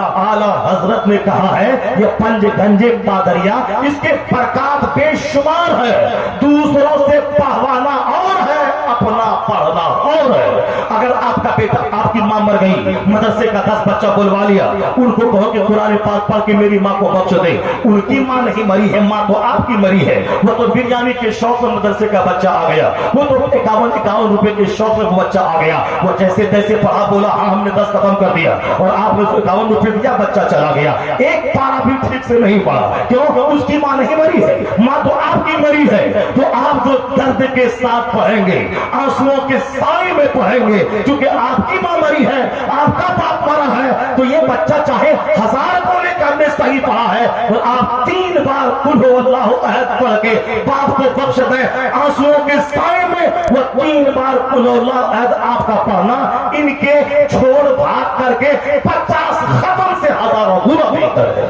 چونکہ انہوں نے چھوڑا ہے, آگے چھوڑا, آپ نے بولا کہ 5 آدمی ہو 5 ختم کر دو, یہ 5 بچے 5 ختم کیسے 5 گھنٹہ میں کریں گے؟ ایک پارا پڑھنے میں 35 منٹ لگتے ہیں ہم لوگوں کو, اور جو تھوڑا کمزور پڑھتا ہے 40 منٹ لگتے ہیں. یہ بتا دیں کہ 40 منٹ میں ایک پارا ختم ہوتا ہے. اگر 10 بچے ہیں تو وہ بچے کس قدر 1 گھنٹے میں کیسے 5 ختم کر لیں گے؟ مگر آپ ہی جاہلوں کی طرح کام کرتے ہیں, نہیں کچھ بھی ہو پڑھ دے رہا ہے, تو پھر آپ سے زیادہ چالاک یہ بچہ بن جاتا ہے. آپ ادھر گئے چائے بنانے کے لیے, یہ بولتا ہاں ہاں 5 ختم ہو گیا. تو جیسے آپ ہیں ویسے یہ ہے, جیسے شیرنی ویسے فاتحہ. اگر شیرنی ہو رس ملائی کی تو مولوی صاحب کی زبردست فاتحہ آدھے گھنٹے سے پڑھتے ہیں. 500 روپیہ آپ نے وہاں سامنے رکھ دیا اور بتاشا لے کے لے آئے اور 7-10 روپیہ لا کے رکھ دیا اور کہتے ہیں کہ ذرا زوردار دعا کر دیجئے. نہیں ہوتا, جیسی روح ویسا فرشتہ, جیسی سوچ سمجھ اسی طرح کا کام ہوتا ہے. آپ کی ماں مری ہے آپ پڑھیے, آپ کا باپ مرا ہے آپ پڑھیے, اتنا پڑھ لیجئے کہ مولانا فقیر بعد میں بڑھیے گا. اگر جنازے کی نیت, جنازے میں پڑھی جانے والی دعا जनाजे की नमाज पढ़ने का तरीका कि अल्लाह अकबर कहे तो आसमान नहीं देखे, अल्लाह अकबर कहे तो ईदैन की तरह हाथ में छोड़ दे। एक मौलाना साहब कह रहे थे शहबाज नूरी की तरह कि वो साहब दूसरे मौलाना के जनाजे में गए और वहां जाके ईदैन की नमाज पढ़ के गए थे और चारों तकबीरों में हाथ उठा के नीचे झाड़ना शुरू कर दिया।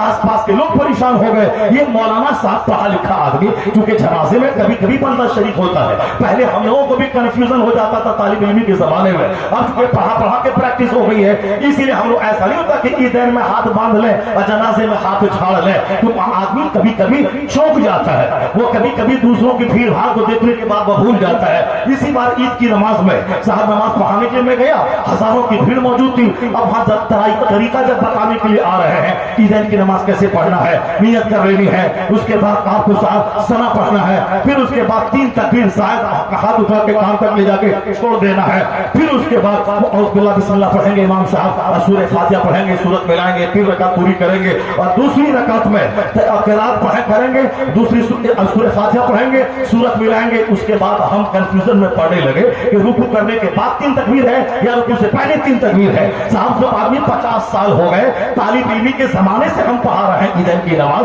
ईद बकरीद की नमाज पढ़ने के जमाने में गाँव के हाथ जाते थे, वहां नमाज पढ़ाते थे और जो वहां 51-500 रुपए मिलते थे नजराने, आज से 30 साल पहले, उस पैसे से हम डिक्शनरी खरीदते थे, उस पैसे से किताब खरीदते थे। कभी पढ़ने के जमाने में कीमती टोपी नहीं खरीदी, कभी पढ़ने के जमाने में हमने कोई कीमती लिबास नहीं पहना। मिलाद महफिल मिलाद में गए, 100 रुपए मिले, किताब खरीद लिया। आजकल के बच्चे पहले घड़ी खरीदते हैं, पहले टोपी खरीदते हैं, पहले वो साहब गमछा बरेली वाला ये गमछा खरीदते हैं ताकि साहब हम लिबास मेरा फिट फाट रहे। पहले जो लोग किताब खरीदते थे, और मुझे भी याद है नमाज पढ़ने गए ईदैन की, वहां से नजराना मिला, किताब खरीद, अल्हम्दुलिल्लाह मदरसे में एदादिया से लेके फजीलत तक सारे दर्जे की तालीम हासिल की और स्कूल में मैट्रिक से लेके इंटरमीडिएट से लेके पार्ट 1 पार्ट 2 पार्ट 3 से लेके और पोस्ट ग्रेजुएशन, अंग्रेजी में ऑनर्स, अंग्रेजी में पीजी, सब आला नंबर से किया। क्योंकि हमने फातिहा पढ़ के रसमलाई नहीं खाई, नजराने से किताबें खरीदी, इसलिए मदरसों में भी आला नंबर लाया और कॉलेज में भी आला नंबर लाया। और आज मैं बच्चों से कहता हूं कि तुम छोड़ दो टोपी का मुकाबला, चप्पल का मुकाबला, कपड़े का मुकाबला, और तुम भी मुकाबला छोड़ दे। ईदैन के दिन पुराना कपड़ा पहन, ईदैन के दिन खुला हुआ कपड़ा पहन, घर से लेके कपड़ा मत बना, घर से लेके जूता मत खरीद, घर से लेके अपने बाल बच्चों को दूसरे मालदारों का मुकाबला करते हुए मखरूज बन के बढ़िया लिबास मत दे। उमर इब्न अब्दुल अजीज जैसा बन, उनकी नकल कर, खलीफतुल मुस्लिमीन है। बच्चे कहते हैं ईद का दिन है, हुजूर का नया कपड़ा न पहने तो लोग क्या कहेंगे?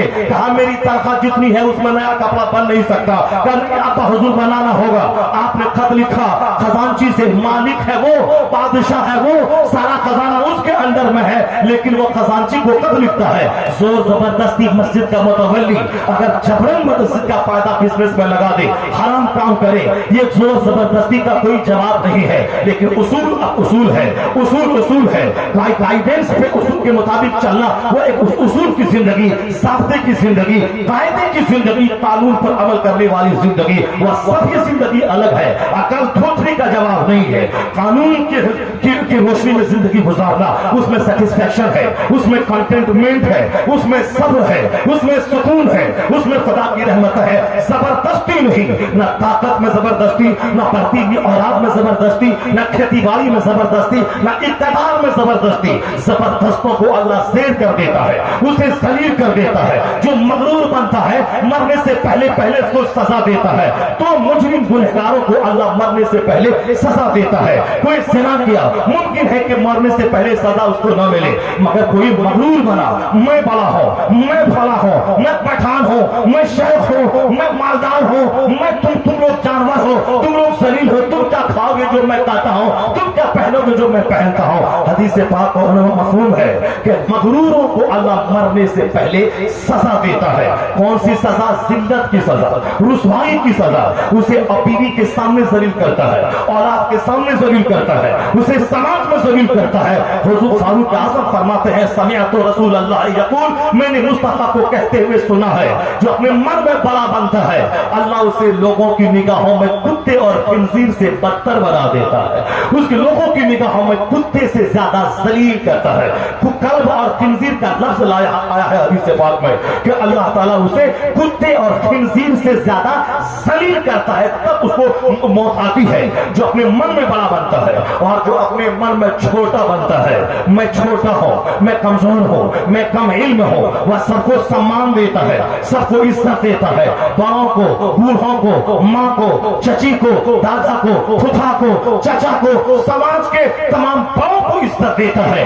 ارب پتی ہونے کے باوجود وہ اپنے آپ کو غریب سمجھتا ہے, غریبوں کے پاس بیٹھ جاتا ہے, اپنے آپ کو کچھ نہیں سمجھتا ہے. تو حضور فرماتے ہیں من تواضع للہ رفعہ اللہ, جو اپنے من میں اپنے آپ کو ذلیل سمجھتا ہے, اللہ کے لیے تواضع کرتا ہے, عاجزی کرتا ہے, وہ اللہ اسے لوگوں کی نگاہوں میں معزز بنا دیتا ہے, لوگوں کی نگاہوں میں معزز بنا دیتا ہے. علم نہ ہونے کی وجہ سے آج ایک گھمنڈ کا ماحول چلا ہے. ہم کیوں اس کے پاس جائیں گے عید کے دن, وہ کیوں نہیں آئے گا, ہم کیوں بولیں گے, وہ کیوں نہیں بولے گا, مولانا کو ہم کیوں سلام کریں گے, وہ ہم کو کیوں نہیں کرے گا. اسی غرور میں میری ساری ڈسپلین کو چھین لیا, ساری محبتوں کو مٹا دیا. مگر مصطفیٰ کیا کہتے ہیں, القادی بالسلام بری من الکبر, سلام میں پہل کرنے والا وہ غرور سے بری ہے, سلام میں پہل کرنے والا گھمنڈ سے بری ہے. گھمنڈی کو اللہ جنت نہیں دے گا. لا يدخل الجنہ من کان فی قلبہ مثقال ذرۃ من کبر. مسلم شریف کی حدیث میں آیا ہے کہ جس کے سینے میں رائی برابر گھمنڈ رہا, میں بڑا, میری گاڑی بڑی, میرا مکان بڑا, میرا ٹاکا بڑا, میرا پیسہ بڑا, میری آمدنی بڑی, میرا داماد بڑا, میری بیٹی بڑی, میرا گھر بڑا, میں شہر میں ہوں, یہ دیہاتی ہے, جو من میں بڑا بنا اور دوسروں کو حقیر سمجھا. مصطفیٰ کہتے ہیں لا يدخل الجنہ, وہ جنت میں نہیں داخل ہوگا اگر رائی برابر بھی گھمنڈ سینے میں رہا. ایک صحابی نے فوری پوچھا, سرکار چونکہ آپ کو چاہے گوبر سنا دیں یا گوڑ سنا دیں یا آم سنا دیں یا املی سنا دیں, کوئی سوال نہیں کرنے والا ہے کہ حضرت آپ کی زبان پھسل گئی, آپ نے وہ چیز غلط آپ نے بتا دیا, یا پھر کوئی ڈیرا پہ آ کر کے بولے حضرت آپ بولے تھے ہم وہ سنائیں گے, آپ نے نہیں سنایا, اور آپ نے یہ سنایا تو میرے دماغ میں نہیں آ رہا ہے. ایک آدمی بھی نہیں آتا ہے, کوئی پوچھنے نہیں آتا. آج تک کوئی نہیں ملا مجھ کو جو یہ بولے کہ جمعہ کی نماز میں بچپن سے پڑھتا ہوں, اور ہر خطبہ جمعہ میں امام صاحب یہ بولتے ہیں ان اللہ یامر بالعدل والاحسان وایتاء ذی القربى وینہی عن الفحشاء والمنکر والبغی یعظکم لعلکم تذکرون. یہ آیت کریمہ کیوں ہر جمعہ کے خطبے میں پڑھتے ہیں مولانا صاحب, کیوں کوئی نہیں پوچھنے آتا ہے. میں بھی تو آج 5 سال کو مائنس کر دوں 54 سال میں, میری بھی عمر تو ہو رہی ہے 49 ایئر جس سے میں سن رہا ہوں خطبہ جمعہ. ہر جمعہ میں اسی آیت کی تلاوت ہوتی ہے, مگر یہ سوال دماغ میں آتا تھا اسی ایک آیت کی تلاوت کیوں ہوتی ہے. اور میں پوچھتا تھا لوگوں کے امام سے, مولانا سے, کیونکہ جانکاری کے ابھاؤ میں وہ بتا نہیں پاتے تھے. لیکن ہم لوگوں نے جب اس مسئلے کی گہرائی میں گیا, کوئی پوچھنے والا نہیں ہے. پوچھئے, گھمنڈ مت کیجیے کہ مولانا کو کیوں سلام کریں. ڈکیت کو سلام کریں گے تو ڈکیت بن جائیں گے, چور کو سلام کریں گے تو چور سے محبت پیدا ہوگی. اگر عالم دین کو صبح شام سلام کیا تو نیکوں سے محبت پیدا ہو جائے گی. یہ محبت آپ کے سینے کے گھمنڈ مٹا دے گی, یہ محبت آپ کو علم قرآن سے قریب کر دے گی, یہ محبت آپ کو علم حدیث سے قریب کر دے گی.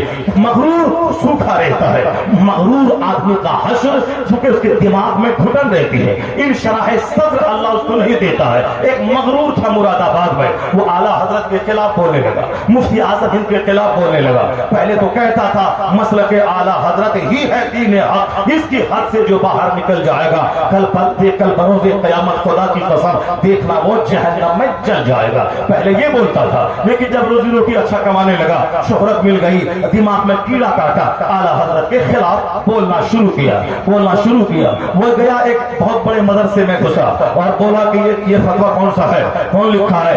اس میں کتاب کا نام نہیں دیا گیا ہے, اس میں صرف لکھا ہے قذافی الاسفار, یعنی جیسے اسفار میں ہے. یہ اسفار کوئی کتاب ہی نہیں ہے, میں نے اسفار کوئی کتاب نہیں پڑھی, یہ اسفار کیا چیز ہے. مفتی صاحب نے کہا افسوس ہے, اتنے بڑے مناظر بنتے ہیں, اتنے بڑے مولانا بنتے ہیں اور اسفار نہیں سمجھ پائے کہ اسفار کا کیا مفہوم ہے. اسفار کسی کتاب کا نام نہیں ہے, لفظ اسفار تو قرآن میں آیا ہے, قرآن کے معنی آیا ہے کہ اس کی مثال جو علم پر عمل نہ کرے اس کی مثال ہے گدھے مثلہ کا مثل الحمار یحمل اسفارا، یہ سورہ جمعہ میں آیا ہے. مثلہ کا مثل الحمار یعنی جو کتاب پڑھے عمل نہیں کرے، صرف بک پڑھنا ہے، ناول پڑھنا ہے، افسانہ پڑھنا ہے، فزکس پڑھنا ہے، کیمسٹری پڑھنی ہے، بایولوجی پڑھنی ہے، صاحب تقریر صرف سننی ہے، عمل نہیں کرنا ہے، صرف یہ سننا ہے کہ صاحب پیر ثاقب اچھا بولتا ہے، مولانا تجمل صاحب اچھا بولتا ہے، کہ فلاں پیر زیادہ اجمل اچھا بولتا ہے، کہ دارو قاضی اچھا بولتا ہے، وہ فلاں بولتا ہے اچھا، فلاں اچھا بولتا ہے. وہ کون کیا بولتا ہے، عمل تو کرنا نہیں ہے. اگر وہ عمل کرے گا تو نمازی بنے گا، اس کی آنکھوں میں حیا آ جائے گی، وہ نیک بنے گا، وہ صرف لڑکیوں کے بیچ میں جا کے گھومے گا نہیں، پوری نظر نہیں ڈالے گا، نگاہوں میں حیا، دل میں شرم، اللہ کا ڈر. وہ جانے گا جو اپنی نگاہوں کو حرام چیز کو دیکھ کے بھر لیا، اللہ اسے قیامت کے دن آگ سے اس کی آنکھ کو بھر دے گا. جو دوسروں کی بہو بیٹی پہ بری نگاہ ڈالتا ہو، یا موبائل میں گندی تصویریں دیکھتا ہو، یا بلو فلمیں دیکھتا ہو، یا سنیما ہال میں ننگی تصویریں دیکھتا ہو، اس کو مزہ مل رہا ہے، تو بھول جاتا ہے کہ جس نے اپنی آنکھ کو حرام چیزوں سے بھر لیا، قیامت کے دن اللہ اس کی آنکھ کو آگ سے بھر دے گا. بس کچھ نہیں ملا، انسٹاگرام، یوٹیوب، واٹس ایپ چلانا شروع کیا، اس میں دیکھنا شروع کیا. بڑے ایکسپرٹ ہے یہ. واٹس ایپ سے فائدہ اس کو ہوا جو IAS نکالنے میں کامیاب ہوا. اس نے نکالا جس میں ہزاروں کتابیں خریدنے میں تو پیسہ اس کے باپ کے پاس آ گئی، مگر اسی موبائل سے نیٹ سے موٹی موٹی کتابیں جو امریکہ یورپ کے دانشوروں کی لکھی ہوئی ہیں اس کو انٹرنیٹ سے نکالا، ڈاؤن لوڈ کیا، پرنٹ آؤٹ کروایا، اس کا مطالعہ کیا، IAS نکالا. وہ بھی تو لڑکا ہے جو اسی موبائل سے اپنی صلاحیت کو بڑھایا، موٹی موٹی کتابوں کو وہاں سے نکالا، وہ اپنی خوراک ڈھونڈ لیا کہ مجھے اس سے کیسے اپنی خوراک نکالنی ہے. وہ جو چوری کا موبائل خریدا اور چوک چوراہے پہ جا کے بیٹھ کر کے گٹکا کھا کے اور اسی موبائل کو دیکھ دیکھ کے دوسروں کی بہو بیٹی پہ بری نگاہ ڈال رہا ہے. جلسہ میں آنے کے بعد کہ ساری ماں بہن بیٹیاں جلسے میں آ رہی ہے، وہ دین سیکھنے آ رہی ہے، وہ نیک بننے کے لیے آ رہی ہے، اس پر نظر کوئی نگاہ چھپا لے، ان بیٹیوں کو سنرکشن دے، ان بہنوں کو سنرکشن دے، ان کے لیے پردے کا انتظام کر، ان کو بتا دے کس راستے سے جا کے وہاں آپ بیٹھ جاؤ اور دین سیکھو. نہیں، وہ بازار میں گھوم رہی ہے، ایک اس کی ماں نے اس کو نہیں سکھایا کہ تم کو دین سیکھنے پہ جانا ہے، پردے میں جا کے بیٹھ جانا ہے، بے پردگی نہیں ہونی ہے. کڑاکے کی سردی میں سج دھج کر گھر سے نکلنا ہے، وہ کانپ رہی ہے، مستر پہ دوپٹہ رہی ہے، آنچل رہی ہے، چونکہ اس کا فیشن بگڑ جائے گا، اس کے چہرے کا میک اپ بگڑ جائے گا، اسی لیے وہ صاحب پھٹر رہی ہے، مگر دوپٹہ نہیں ڈال رہی ہے. لوگوں نے کہا پاکستان میں تو حد ہو گئی، شادی کے موقع پر لڑکیاں بیوٹی پارلر جاتی ہے، وہاں سے سج دھج کے آتی ہے اور وہ ماں بیچاری رو رہی ہے، مگر یہ دلہن روتی نہیں ہے. کیوں نہیں روتی ہے؟ چونکہ میک اپ بگڑ نہیں جائے، چونکہ چہرے کو 2 گھنٹے سے بیوٹی پارلر میں اس کو سجایا گیا ہے، اس کا میک اپ بگڑ نہیں جائے، اسی لیے وہ روتی تک نہیں ہے. چونکہ میک اپ کیا اسی لیے تاکہ شوہر کو دکھلائے. ایک رات میں دکھلانے کے لیے یہ اتنے 1000 روپے خرچ کر کے میک اپ کرنے کی کیا ضرورت تھی؟ میک اپ کرنے کے بعد اب وہ رو بھی نہیں رہی اور ڈر کے مارے روئیں گے کہ میک اپ بگڑ جائے گا. اب شرم و حیا مکس ہوا ہے. اب ہماری بیٹیاں آ رہی جلسے میں، مگر طریقہ اسٹینڈرڈ کیا ہے؟ اسٹینڈرڈ ہے اسی طرح جیسے کوئی میلہ دیکھنے جا رہی ہو، کوئی ٹھیلا دیکھنے جا رہی ہو. جب تک وہ مہنگے لباس پہن کے دوسروں کو دکھائے نہیں، اس کو چین نہیں. یہ بے شرمی کی انتہا ہوگی. نتیجے میں اس کی جو بیٹیاں پیدا ہوگی، اس کی جو اولاد پیدا ہوگی، اس کا کیا حشر ہوگا. اسی لیے پاپی ماں مہا پاپی اولاد جنم دیتی ہے. ایسا نہیں ہوتا ہے کہ آم کے پیٹ سے کٹہل نکل جائے، ایسا نہیں ہوتا ہے کہ گیہوں کے پیٹ سے باسمتی دھان نکل جائے، ایسا نہیں ہوتا ہے کہ بہار میں انار اور سیب کی کھوتی ہو جائے. نہیں ہوتا ہے. تمنا ہے کہ حضرت دعا دے دیں، حضرت تعویذ لکھ دیں، ہم نہیں پڑھیں گے آپ ہی تعویذ لکھ دیں تاکہ میری بیوی اچھی ہو جائے، میرا بیٹا متقی پرہیزگار ہو جائے. تعویذ لکھ دیں تاکہ یہ کتب ابدال ہو جائے. ایسا ہوتا ہے کیا کہ جب بہار میں سیب کی کھیتی نہیں ہوتی، سیب کے لیے سرد موسم چاہیے، اس کے لیے کشمیر چاہیے، اس کے لیے ہماچل چاہیے، جب کپاس کے لیے گجرات اور مہاراشٹر کی گرم زمین چاہیے، اور بہار میں دھان کی کھیتی ہوتی ہے، آم کی کھیتی بنگال میں ہوتی ہے. الفانسو کھانا ہو تو بمبئی جائیں، اور صاحب دسہری اور مالدہ کھانا ہو تو بہار آ جائیں، اور صاحب ٹاپ کلاس کا سیب کھانا ہو تو کشمیر چلے جائیں. تو ایسا تھوڑی ہوتا ہے کہ جیسے چاہیں ہم جیتے رہیں، جو عریانیت کے ساتھ رہیں، بے حیائی کے ساتھ رہیں، 10 مردوں کو اپنا چہرہ دکھاتی رہیں، اور پھر میری شادی ہو میرا بیٹا کتب ہو جائے، میرا بیٹا ابدال ہو جائے، میرا بیٹا ڈیم ہو جائے، میرا بیٹا مجاہد ہو جائے، میرا بیٹا عالم ہو جائے. ایسا نہیں ہوتا ہے. کشمیر کی زمین جب سیب علم کے لیے چاہیے تو کتب کی زمین بھی چاہیے. ماں مثل زمین کے ہے, باپ اس میں بیج ڈالنے والا ہے. بیج سڑا ہوا ہو تو فصل جلی پیدا ہوگی, اگر زمین بنجر ہو اس سے نکلنے والی فصلیں بھی سڑی ہوئی پیدا ہوگی. جب کشمیر کی زمین چاہیے سیب کے لیے تو کتب پیدا کرنے کے لیے بھی وہ قطبیت والی زمین چاہیے. مجتہد پیدا کرنے کے لیے ویسی زمین چاہیے. قانون قدرت ہے. جب ماں تھی فاطمۃ الزہرا جیسی, نہ شوہر سے جنگ کرنی ہے, نہ شوہر سے شکایت کرنی ہے, کپڑا نہیں, کھانا نہیں, غریبی ہے, کیسے جیے, ساری زندگی شکوہ زبان پہ نہیں لا رہی ہے. دن بھر شوہر کی خدمت, بچوں کی خدمت اور پانچوں نمازیں پابندی سے پڑھنا, اور رات میں موقع ملا تو ایک رکعت میں صبح ہو جا رہی ہے, ایک سجدے میں سحر ہو جا رہی ہے. جب ماں ہو اس قدر قوت ارادی کی ملکہ, جب ماں ہو تقوی و پرہیزگاری کی نمونہ, اور باپ ہو رات بھر سجدہ ہے اور دن میں جہاد ہے. اگر تیر لگ گیا لوگ منتظر ہیں کہ سچ کھڑا ہو نماز میں تو تیر نکال لوں, احساس تک نہ ہو. جو نیکی کا بدلہ علم اتنا بڑا کہ باب مدینۃ العلم کہلائے, تو باپ علی جیسا تھے اور ماں فاطمہ جیسی تھی. تو جب ماں ہو فاطمہ اور باپ ہو علی تو بیٹا کیا ہوگا؟ میرے جیسا بزدل, میرے جیسا ڈرپوک, میرے جیسا بے حیا نہیں. ماں تھی فاطمہ, باپ ہوئے علی, تب بیٹا قیامت تک کے شہیدوں کا سردار حسن اور حسین پیدا ہوتے. جیسی زمین ہوتی ہے ویسی فصل, جیسا درخت ہو ویسا پھل. آج تو پہلے تمہارے ماں باپ کچھ اچھے تھے, آج تو اسی لیے اس کے بیٹے جلسے میں نظر آ رہے ہیں, لیکن آج جس کی ماں باہر گھوم رہی ہے, سڑکوں پہ جا رہی ہے, بازار میں سودا سلف خرید رہی ہے.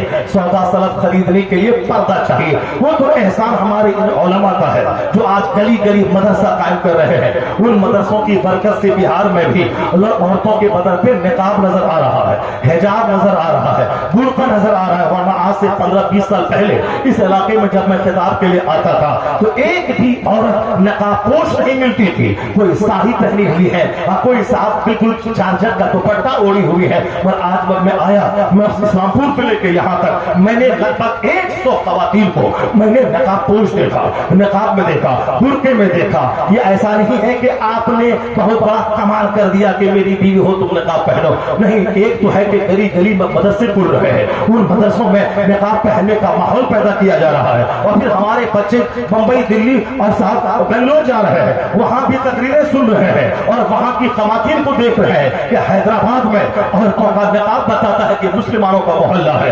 ہزاروں خواتین جو باہر بازار نکلی ہیں وہ سب اوپر سے لے کے نیچے تک وہ پورا نقاب پوش ہے. نہ انگلی دکھائی پڑ رہی ہے, نہ کوئی پنڈلی دکھائی پڑ رہی ہے. پاؤں میں موزہ ہے, ہاتھ میں دستانہ ہے, آنکھ میں بلیک کلر کا چشمہ ہے, پورا سر صاف ڈھکا ہوا ہے. یہ ہے. وہاں سے دیکھ دیکھ کے بچے آتے ہیں تو چلتے ہیں چلو وہاں کی طرح ایک نقاب خرید کے لایا. چاہے جیسے بھی ہو یہ کام اچھا ہے. بے پردگی سے بچنا, اپنی عورتوں کو بچانا یہ ضروری ہے. ایسا نہیں ہوتا ہے کہ جیسے چاہے جیئیں اور آنے والی نسل ہماری میری پسند کے مطابق ہو جائے. نہیں, دنیا کا سارا کام سسٹم کے مطابق ہوتا ہے. دبئی میں عذاب آیا ہے. دبئی وہ پورا شہر پانی میں ڈوبا ہوا ہے. مندروں میں ہلچل, ایک مندر بنایا تھا وہ مندر بھی پانی میں تیر رہا ہے. دبئی سب سمجھ رہے کہ خطرناک بیماری تباہی کی زد پہ کھڑا ہے. کون دبئی؟ وہی دبئی اوریانیت اور فحاشی میں لین دبئی. وہ دبئی کے شاہ لوگ سمجھتے تھے کچھ امریکہ کی کالونی ہے, جیسے چاہے میں جیوں. اور انہوں نے قدرت کے سسٹم کو چھیڑ چھاڑ کیا. انہوں نے مصنوعی بارش برسانے کے لیے, چونکہ ویگیانکوں نے ایک طریقہ آج سے 40 سال پہلے ایجاد کیا ہے. اگر بارش نہ ہو رہی ہو, چونکہ بادل وہ ہوتا ہے جو سمندر کا پانی ہی بھاپ بھر کر بادل کی صورت میں وہ بادل اڑتا ہے. اب جہاں اس کو حکم ہوتا ہے وہاں وہ بادل پانی برساتا ہے, چونکہ وہ بادل پانی سے بھرا ہوتا ہے. اور قدرت کے قانون کے مطابق جہاں برسنا ہو وہ بادل پانی برساتا ہے, چونکہ اس میں پانی ہے. وہ بھاپ پانی بھاپ کی شکل میں, بخارات کی شکل میں وہ بادل بنے ہیں. اس لیے کہ سائنسدانوں نے دماغ لڑا کر کے جس طرح موبائل فون ایجاد کیا, جس طرح ہوائی جہاز کا ٹریفک سسٹم ہے, اسی طریقے سے ان لوگوں نے سوچا کہ یہ بادل تو پانی سے بھرا ہے مگر برس نہیں رہا ہے, اس کے لیے کوئی ایسے طریقے کی ایجاد کیا جائے جس سے کہ پانی برسنے لگے. ان لوگوں نے الیکٹرک شاک دیا, انہوں نے ایک دوسرا گیس کا چھڑکاؤ کیا, اور بارش ہوئی तो अब लोगों ने कहा हाँ ये सिस्टम का कारआमद रहा। जब बारिश नहीं होती है और बादल घूम रहे हैं, उन बादलों पे छिड़काव किया जाए और इलेक्ट्रिक शॉट दिया जाए, उससे बारिश होती है। उस सिस्टम को छेड़छाड़ किया। कुदरत के कानून के हिसाब से जहां बारिश होनी है और छेड़छाड़ का नतीजा ये हुआ। आज से 3 साल पहले भी जबरदस्त सैलाब की जद में दुबई आ गया था और आज खतरनाक बाढ़ की जद में वो मुल्क है और कई अरब ममालिक बहरीन और ओमान है। कुदरत के सिस्टम से छेड़छाड़ का नतीजा ये हुआ। अमेरिका की कॉलोनी कहने वाला दुबई, अब वहां बुर्ज खलीफा सारा एरिया पानी में डूबा है और लोग भागने के लिए कश्ती का सहारा ले रहे हैं। कुदरत के सिस्टम को छेड़छाड़ कोई करेगा। औरतों के लिए हया ये कुदरत का सिस्टम है।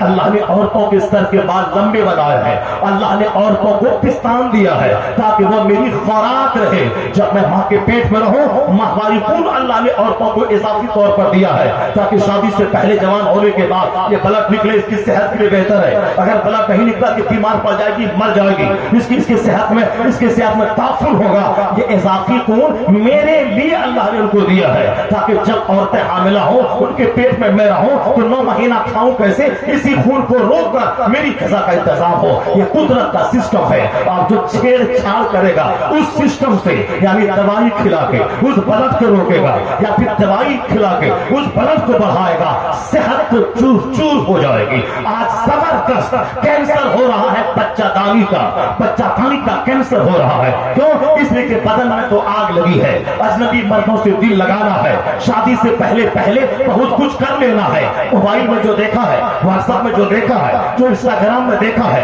जो सिनेमा हॉल में देखा है और जो फिल्में देख रही है, तो मर्द भी उधर अलग दुनिया बसा रहा है और ये औरत भी अलग दुनिया बसा रही है। वो भी दागदार और ये भी दागदार, और ये दोनों ऐबी जब आपस में मिल जाए और तमन्ना है कि बच्चा कुतुब हो जाए, बच्चा अवतार हो जाए, ऐसा नहीं होगा। कुदरत के सिस्टम से छेड़छाड़ करने वाला तबाही का तमाशा देखना होगा। औरतों को लंबे लंबे बाल दिया है, जो मर्द की तरह औरत बाल कटाए वो हराम है और हराम करने वाले को सुकून अल्लाह कभी नहीं देगा। चाहे वह सूद खाए, ज़िना करे, शराब पिए, नमाज छोड़े। एक वक्त की नमाज छोड़ना हराम और गुनाह कबीरा है और सोचे कि मैं नमाज पढ़े बगैर भी सुकून मिल जाएगा, नहीं मिलेगा। रोजा रख के बगैर भी चैन मिलेगा, खुदा की कसम नहीं मिलेगा। वो करोड़ों कमाने के बाद सुकून मिलेगा, अल्लाह की कसम नहीं मिलेगा। अरबपति 7 साल खुदकुशी कर रहे हैं, खरबों में खेलने वाला जहर खा के मर रहे हैं। पटना का अरबपति अपनी बीवी और अपने दोनों खूबसूरत बच्चों को गोली मार दी, यानी अरबों के मकान में रहने वाला जिंदगी का इतिहास का खात्मा कर लिया। अगर वो खुद से मर गया होता तो चलो मर गया, बीवी रहती, उनके बच्चे रहते, मगर नहीं, उन्होंने पूरी फैमिली का खात्मा कर लिया। गरीब रिक्शा चालक अगर जहर खाए, लोग कहेंगे गरीबी की वजह से, गरीबी से तंग आके ऐसा कदम उठाया है। तू बोलता है मकान, दुकान, गाड़ी, छकड़ा, 1000 साल में उतना टका नहीं कमा पाओगे जितना टका लता मंगेशकर के पास है, जितना मुकेश अंबानी के पास है, जितना बर्तानिया के, ब्रिटेन के, वो चार्ली चैपलिन के पास है। खरबों के घर में रहने वाला, करोड़ों जिसका फैन है, वह साहब अपने फ्रेंड्स को देखकर मस्त रहता है। या इतने करोड़ आदमी मेरी कॉमेडी देखते हैं, मेरी बात सुनते ही मस्त हाथी की तरह झूमने लगता है। लेकिन मालूम है उसका एक मकूला मशहूर है। मैंने हिंदुस्तान में चार्ली चैपलिन के नाम से एक दुकान का नाम देखा, मैंने गालिब के नाम से, ज़ौक़ के नाम से, मीर के नाम से, केजीएन के नाम से 2 दुकान देखा था। चार्ली चैपलिन को मैंने पढ़ा था, लेकिन वो तो ब्रिटेन का रहने वाला है। हिंदुस्तान में उसके नाम की दुकान पे नजर पड़ी मेरी 2-4 महीना पहले, मैं दंग रह गया कि मैं ही नहीं चार्ली को पढ़ता हूँ, वो जो मोहब्बत कर रहा है उसके नाम से दुकान का नाम रखा है उसने। इसका मतलब है तो खूब गहरे ढंग से चार्ली चैपलिन की स्टडी इस शख्स ने की है, तब उनके नाम से अब हिंदुस्तान में अपनी दुकान का नाम रखा है। चार्ली चैपलिन कौन था? ब्रिटिश कॉमेडियन, फिल्म स्टार, करोड़ों में, अरबों में खेलने वाला। हिंदुस्तान में उनके लाखों फॉलोवर, पूरी दुनिया में करोड़ों फॉलोवर। लेकिन मालूम है उनका एक मकूला है, आप नेट ऑन करो, चार्ली का नाम लो, एक मकूला सामने आएगा। वो कहता है I like to walk in the rain, nobody can see my tears. मैं ये बात है इसलिए अक्सर कहता हूँ क्योंकि हमारे बच्चे नमाज छोड़ते हैं 2 टका कमा کمال ہے, جھوٹ بولتے ہیں 2 ٹکا کمال ہے, اپنا وطن چھوڑ کے بے وطن ہو کے بحرین, عمان, دبئی, کویت جائے 2 ٹکا کمال ہے. ایک چھوٹا سا گھر بنائے, چھوٹی سی آلٹو خریدے, پیسہ ختم, اب ماری پھرے, قرض کے بوجھ میں دب جائے, خود بیماری پیدا کر لیں اور مر جائے. یہی ہے زندگی. ایک چھوٹا مکان, چھوٹی سی کار, اس کے بعد 1 درجن بیماری اور تڑپ کے مر جائے. اصل سکون نہ بلڈنگ میں ہے نہ بنگلے میں ہے, چونکہ صحت دینے والا اللہ ہے, موت دینے والا اللہ ہے, زندگی دینے والا اللہ ہے, تو سکون دینے والا بھی اللہ ہے, چین دینے والا اللہ ہے. تو اللہ نے سکون صوفہ میں نہیں رکھا ہے, شہرت میں نہیں رکھا ہے, مکان میں نہیں رکھا ہے, تو رکھا ہے کہاں؟ وہی قرآن جو ہر درد کی دوا ہے, ہر مسئلے کا حل ہے, ہر پرابلم کا سولوشن ہے. وہ قرآن کہتا ہے الا بذکر اللہ تطمئن القلوب. جان لے کے سکون کا سبب نہ محل سے ہے, نہ شہرت سے ہے, نہ مقبولیت سے ہے, نہ صوفہ سے ہے, نہ کرتا سے ہے, نہ ملازمت سے ہے, نہ نوکری سے ہے. وہاں جہاں سجدہ ہے وہاں سکون ہے, جہاں ذکر ہے وہاں سکون ہے, جہاں عبادت ہے وہاں سکون ہے, جہاں خدا کی یاد ہے وہ کرائے کے گھر میں کیوں نہ رہے, اللہ بادشاہ ہو جیسا سکون اس کے دل میں عطا فرما دیتا. سکون کا سمبند ذکر الہی سے ہے, سکون کا سمبند یاد الہی سے ہے, سکون کا سمبند تلاوت سے ہے, سکون کا سمبند ذکر سے ہے. ذکر کو چھوڑ کے بندہ چاہتا ہے میں اربوں کا گھر بنا کے چین حاصل کروں. یہ مکان کے بنانے کا جو جنون سوار ہوا ہے, یہ جنون کو رسول پاک نے روکا تھا. حضور نے کہا تھا فلا تتخذوا الضیاع فترغبوا فیہا. سرکار نے کہا تھا زیادہ مال و اسباب خریدنے کے چکر میں مت پڑو, زیادہ مال و اسباب کے خریدنے کے چکر میں مت پڑو, اپنے گھر کو مال بنانے کے چکر میں مت پڑو. فترغبوا فیہا, اس کی طرف مائل ہو جاؤ گے. اس کیچڑ میں جب پھنسے نکلنا مشکل ہو جائے گا. میں نے تو اپنے اس بھائی کو دیکھا جو امامت کرتا تھا, 10,000 روپے مہینہ کماتا تھا. میں نے اس کو دیکھا ہے, وہ 10,000 کمانے والا 10 آدمی کو قرضہ دیتا تھا. وہ 10,000 کمانے والا گلاب کی طرف مسکراتا تھا, لیکن آواز تھوڑی اچھی ہو گئی. محفل میلاد میں نعت پڑھنے لگا, نعت پڑھتے پڑھتے اسٹیج شیئر کرنے لگا. اب اسٹیج شیئر میں ایک دن میں 40,000 30,000 20,000 روپے نذرانے کلیکشن کر رہا ہے. 10,000 میں گلاب کی طرح جس کا چہرہ کھلا رہتا تھا. اب 5 نماز با جماعت مسجد میں ادا کرتا تھا.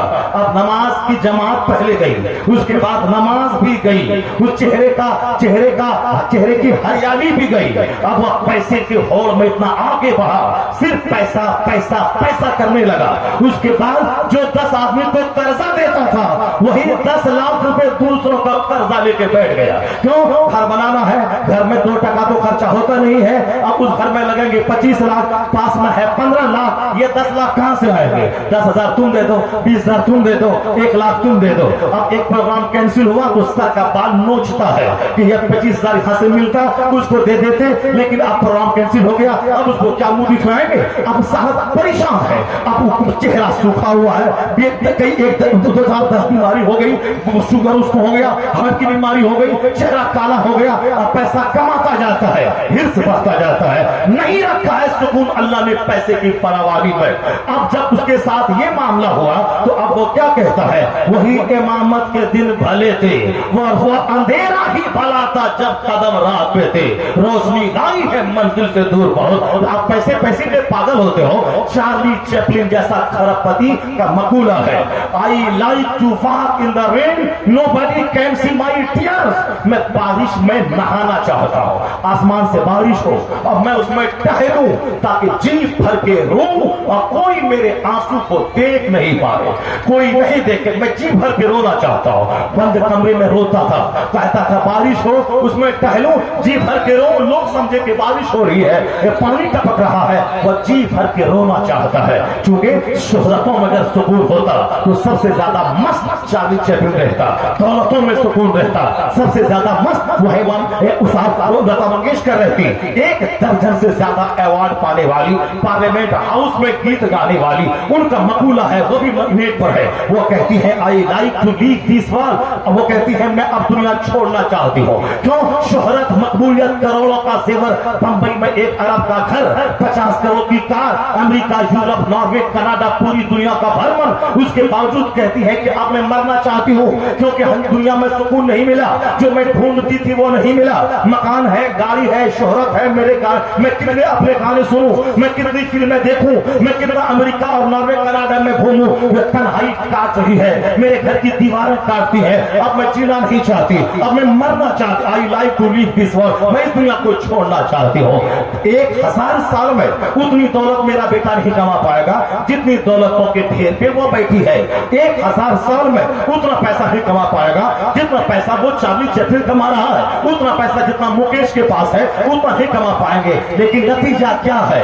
وَإِن كُلُّ ذَلِكَ لَمَّا مَتَاعُ الْحَيَاةِ الدُّنْيَا وَالْآخِرَةُ عِندَ رَبِّكَ لِلْمُتَّقِينَ. اللہ کیا کہتا ہے قرآن میں؟ کیا ہے اللہ کہتا ہے وَلَوْ شِئْنَا, اگر ہم چاہتے ان کافروں کو اتنی دولت دے دیتے, ان کے مکان کی چھتیں سونے کی بنا دیتے, ان کے مکان کی سیڑھیاں چاندی کی بنا دیتے, ان کے مکان کے دروازے چاندی کی بنا دیتے. ذرا غور سے سنو اللہ نے کیا کہا. اللہ فرماتا ہے اگر ہم چاہتے تو کافروں کے مکان کی سیڑھیاں چاندی سونے کی بنا دیتے, ان کے مکان کی چھتیں چاندی کی بنا دیتے. اللہ کہتا اگر ہم بنا بھی دیتے تو کتنے دن تک وہ سونے کے مکان میں رہتا, وہ چاندی کی چھتوں کے نیچے وہ رہتا. اللہ کہتا ہے لولا ان یکون الناس امۃ واحدہ لجعلنا لمن یکفر بالرحمن لبیوتہم سقفا من فضہ ومعارج علیہا یظہرون. اس قرآن پاک کی آیت کو تم یاد کر لو. اللہ کیا کہتا ہے سارے لوگوں کے کافر ہونے کا چانس نہیں ہوتا تو ہم اپنے دشمنوں کو, یعنی اللہ کہتا ہم اپنے باغیوں کو, ہم اپنے نافرمانوں کو, ہم مشرکوں کو اتنی دولت دے دیتے. تم کو پیسہ چاہیے نا, پیسہ کرتے ہو اسی لیے نماز چھوڑتے ہو. تم کو ٹاکا چاہیے, گھر بنانا چاہتے ہو, جو اربوں کے گھر میں رہتا ہے اس کا حشر دے. اللہ کہتا اگر سارے لوگوں کے کافر ہونے کا چانس نہیں ہوتا تو ہم مشرکوں کے گھروں کو سونے کی چھت دے دیتے, چاندی کی چھت بنا دیتے, اس کے لیے سیڑھیاں ان کے مکان کی چاندی کی بنا دیتے سارے مشرکوں کی. لیکن اگر ہم ایسا کر دیتے تو یہاں کے سارے لوگ کافر ہو جاتے. ان کی چھتیں, ان کی سیڑھیاں, ان کے مکان کی چھتیں, دیواریں جب سونے چاندی کی میں بنا دیتا تو کوئی مسلمان نہیں رہتا. سب ان کے مکان کو دیکھ دیکھ کر سونے چاندی کا گھر حاصل کرنے کے لیے سب کے سب کافر ہو گئے ہوتے. اللہ کے نزدیک کتنی ذلیل ہے یہ دنیا. مصطفیٰ کہتے ہیں لو کانت الدنیا عند اللہ جناح بعوضہ ما سقى کافرا منہا شربۃ ماء. یہ حدیث پاک کون پڑھے گا؟ لطیفہ سننے والے, کہانی سننے والے, قصہ سننے والے, صاحب بے سر پیر کا نقطہ سن کے نعرہ لگانے والے. یہ قرآن کی آیت کون سنے گا؟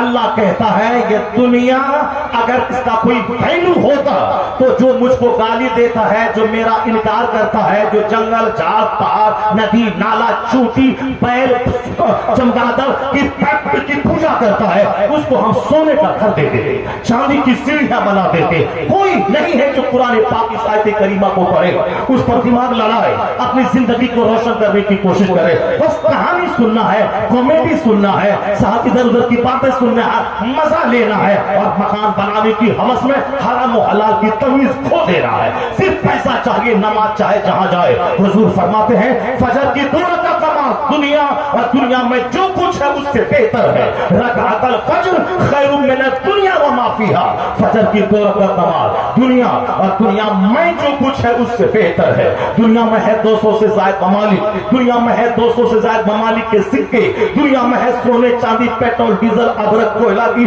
اور ڈیزل کی کھدانیں, مگر مصطفیٰ کہتے ہیں 2 رکعت نماز دنیا اور دنیا میں جو کچھ ہے اس سے بہتر ہے. اگر اس کو اس حدیث پاک پر عمل ہوتا تو کوئی بھی آدمی بے نمازی نہیں ہوتا, چونکہ فجر کی نماز بادشاہت سے بہتر ہے, عراق اور ہندوستان کی غلامی سے بہتر ہے. کبھی میرا بیٹا شرابی نیتا کا جھولا نہیں دھوتا, ان کے چکر میں پاگل ہو کے نماز نہیں چھوڑتا, چونکہ وہ صرف کلمہ پڑھتا ہے مگر دل میں یقین نہیں ہے. دل میں یقین یہی ہے مولانا کے بولنے سے کیا ہوگا, مال رہے گا سب سجدہ کرے گا, ٹاکا رہے گا سب پوجا کرے گا, مکان رہے گا سب پاؤں چومے گا, دولت رہے گی تو 50 مولوی دروازے پہ آ کے ماربل اور ٹائلز کی تعریف کر کے 1000 روپے کی رسید کٹوانے کے لیے 5 گھنٹے تک دروازے پہ بیٹھا رہے گا, اور جو حالات میں اسی کو دیکھ کے وہ بولتا ہے, ٹاکا بولتا ہے, پیسہ بولتا ہے. تم نے بھی ٹاکا والوں کو عزت دیا, اسی لیے وہ ٹاکا کمانے کے جنون में आगे बढ़ गया। तुम अगर नमाजी को इज्जत देते, आलिम को इज्जत देते, मुत्तकी को इज्जत देते, सजदा करने वाले को इज्जत देते, तहज्जुद पढ़ने वाले को इज्जत देते, तो समाज में तहज्जुद गुजारों की तादाद में इजाफा होता, नमाजियों की तादाद में इजाफा होता। जब से मैंने गुंडों को सम्मान दिया, दुनियादारों को सम्मान दिया, शराबी को सम्मान दिया, झूठे नेता को सम्मान दिया, तो मेरा बच्चा नेता बनने के जुनून में पागल है। मेरा बच्चा दुनिया कमाने के हुसूल में पागल हो चुका है। अगर चाहते हो कि समाज गुंडों से खाली हो, मुत्तकी से भर जाए, नमाजी से भर जाए, तो नमाजी को सम्मान देना होगा, हलाल खोरों को इज्जत देनी होगी, गरीबों के पास जाना होगा, तकवा की कदर करनी होगी, आलिमों के पास आना होगा, मदरसे से जो फारिग हो उसको सराहना होगा। चपरासी बना तो 1000 फोन है, मदरसे से कोई आलिम बना तो अब क्या खाएगा, क्या पिएगा। 100 साल पहले भी मुफ्ती अहमद यार का नईमी ने कहा था, जब मैं मदरसे में पढ़ रहा था, लोग कहते थे पढ़ने के बाद क्या होगा, कहां से खाएगा, कैसे जिंदगी गुजारेगा। वही बात जो आज लोग बोलते हैं, मदरसे में पढ़ने से क्या होगा, मौलाना बनने से क्या होगा, खाने पीने के लिए कुछ तो करना होगा। इसका मतलब ये नहीं कि मौलाना बन गया तो हाथ पर तोड़ के वो घर में बैठा रहेगा। मौलाना बनने के बाद वो बिजनेस कर सकता है, वो पीएचडी की डिग्री हासिल करके कॉलेज में लेक्चरशिप की नौकरी हासिल कर सकता है, वो स्कूल का मास्टर बन सकता है। और दाढ़ी सही रहनी चाहिए, सर पे टोपी रहनी चाहिए, इस्लामी लिबास रहनी चाहिए, नमाज़े पढ़ने गाना रहनी चाहिए, वो बिजनेस करे, खेती बाड़ी करे, हलाल रोजी हासिल करे। नहीं तो हमारी कौम इमाम को मुत्तकी देखना चाहती है। मत करो बिजनेस, मत करो खेती बाड़ी, तुम मस्जिद में इमामत करो। जितना इंजीनियर नहीं कमाएगा उससे ज्यादा ये मुसलमान तुझको इनायत कर देगा, अता कर देगा। आज जितना नेता हवाई जहाज पर नहीं चलता है, तुम्हारा छोटा मौलवी आज हवाई जहाज पर उतना सफर करता है जितना सफर आज कोई मंत्री नहीं करता होगा। ये बता दे, तुम्हारा मौलवी जब कभी आज पटना में है, कल बंबई में है, कल दुबई में है, कल साउथ अमान में है, कल अबू ज़हबी में है, कल पाकिस्तान में है। आज बता दे कि हिंदुस्तान का कौन मंत्री है जो ताबूत शरिया से ज्यादा हवाई सफर क्या होगा, मुहद्दिस कबीर से ज्यादा हवाई सफर क्या होगा। दुनिया के 5 बर्रे आज़मों में सबसे ज्यादा सफर ताबूत शरिया का, मुहद्दिस कबीर का, गुलज़ारे मिल्लत का, हमारे बुजुर्गों का, उनके कदमों की धूल शहरियार रज़ा कादरी का जो सफर हो रहा है। ये बता दे, डीएम तरस रहा है, मंत्री तरस रहा है, मौलवी जा रहा है। तुम पीर का काम करो, मुस्तफा की बोली बोलो, मुस्तफा का पैगाम पहुंचाओ, अल्लाह ताला तुम्हें रोजी भी देगा, इज्जतों का ताज भी पैदा देगा। जो दीन का काम करता है अल्लाह उसे इज्जतों से नवाजता है। नमाज पढ़ते तो देख, इज्जत हाथी मिलेगी, सेहत मिलेगी, तंदुरुस्ती मिलेगी। और आज अमेरिका का वैज्ञानिक कहता है साल में 30 दिन फास्टिंग करो, सेहत मिलेगी। कैंसर का कीड़ा पेट में है तो मर जाएगा। जापान का गोल्ड मेडलिस्ट और जिसको साहब सबसे बड़ा अवार्ड मिला, दुनिया का सबसे बड़ा अवार्ड मिला है, वो क्या कहता है, वो कहता है कि पेट का साथ कैंसर का कीड़ा मर जाता है अगर कोई 30 दिन फास्टिंग करता हो, 12 से 15 घंटे तक। जापान का गोल्ड मेडलिस्ट और अमेरिका का साइंटिस्ट, ये सारे लोग कहते हैं फास्टिंग से हेल्थ मिलता है, भूखे रहने से कैंसर के कीड़े मर जाते हैं। यानी observe fast you will be healthy, observe fast you will be healthy. Fasting करो, सेहत मिलेगी। और तुम्हारे पैगंबर ने 1400 साल पहले क्या कहा, जरा खुद से सुन ले। ना PSU थी, ना AMU थी, ना साउथ मिलिया थी, ना ऑक्सफोर्ड थी, ना कैम्ब्रिज थी, ना टेक्सास यूनिवर्सिटी थी। साइंस, फिजिक्स, केमिस्ट्री का नाम तक नहीं था 1400 साल पहले। मगर जहां आज दुनिया के सारे वैज्ञानिक रोजा को सेहत से जोड़ रहे हैं कि फास्टिंग से सेहत मिलती है, कैंसर का कीड़ा मरता है, किडनी मजबूत होती है, छोटी आंख बड़ी आंख मजबूत होती है। जहां वैज्ञानिक ये कह रहे हैं 1400 साल पहले तेरे पैगंबर ने कहा था सुनो तसाहु observe fast you will be healthy. रोजा रखो, तुम सेहतमंद हो जाओगे। जहां नजर दुनिया के वैज्ञानिकों की आज जहां पहुंची है, वहां मुस्तफा की नजर 1500 साल पहले पहुंची है। इसलिए आला हजरत ने कहा ना कोई थिंकर बड़ा, ना प्रोफेसर बड़ा, ना वैज्ञानिक बड़ा, सबसे आला वो औला हमारा नबी, सबसे बाला व बाला हमारा नबी। अपने नबी को पढ़ा जाए, अपने नबी की सीरत को समझा जाए। सरकार दो जहां की सुन्नतों पे जिसने अमल किया, जिसने उनके रास्ते पे अमल किया, उनकी जिंदगी से रोशनी हासिल किया जाए। बस सिर्फ एक आखिरी बार, अपने घर को सजाने संवारने के लिए सोच बुलंद रखनी होगी। अपने घर, अपने बाल बच्चों को रोशनी देने के लिए खुद अपने बच्चों के लिए मॉडल बनना होगा। मत बोले कि बेटा गुटखा मत खा। जब वो देखेगा कि मेरी माँ मेरा बाप गुटखा को मुंह में नहीं दे रहा है, नहीं दे रहे हैं, तो वह बच्चा कभी नहीं खाएगा, क्योंकि बच्चों के लिए सबसे बड़ा मॉडल उनके माँ बाप है। मत बोले बच्चों से कि नमाज पढ़ो। जब वो देखेंगे बच्चे मेरी माँ तहज्जुद पढ़ रही है, नमाज फज्र पढ़ रही है, मेरा बाप पाबंदी से पढ़ रहा है, सुबह उठता है मस्जिद जाता है, वो बच्चे मंदिर की तरफ नहीं जाएंगे, वो बच्चे म्यूजियम की तरफ नहीं जाएंगे। जिधर बाप उनका जाता है उधर ही जाएंगे। दुनिया का सारा काम सिस्टम से रिलेटेड है। ऐसा नहीं होता कि मैं पूरब जाऊं और काबा पहुंच जाऊं, नहीं। तू बकाबा नारसी एरादी, देहाती तू काबा नहीं जा पाएगा, क्योंकि जो रास्ता तुमने चुना है कि इधर के मीरही में तुर्किस्तान, ये रास्ता तुर्किस्तान का है, काबा का नहीं है।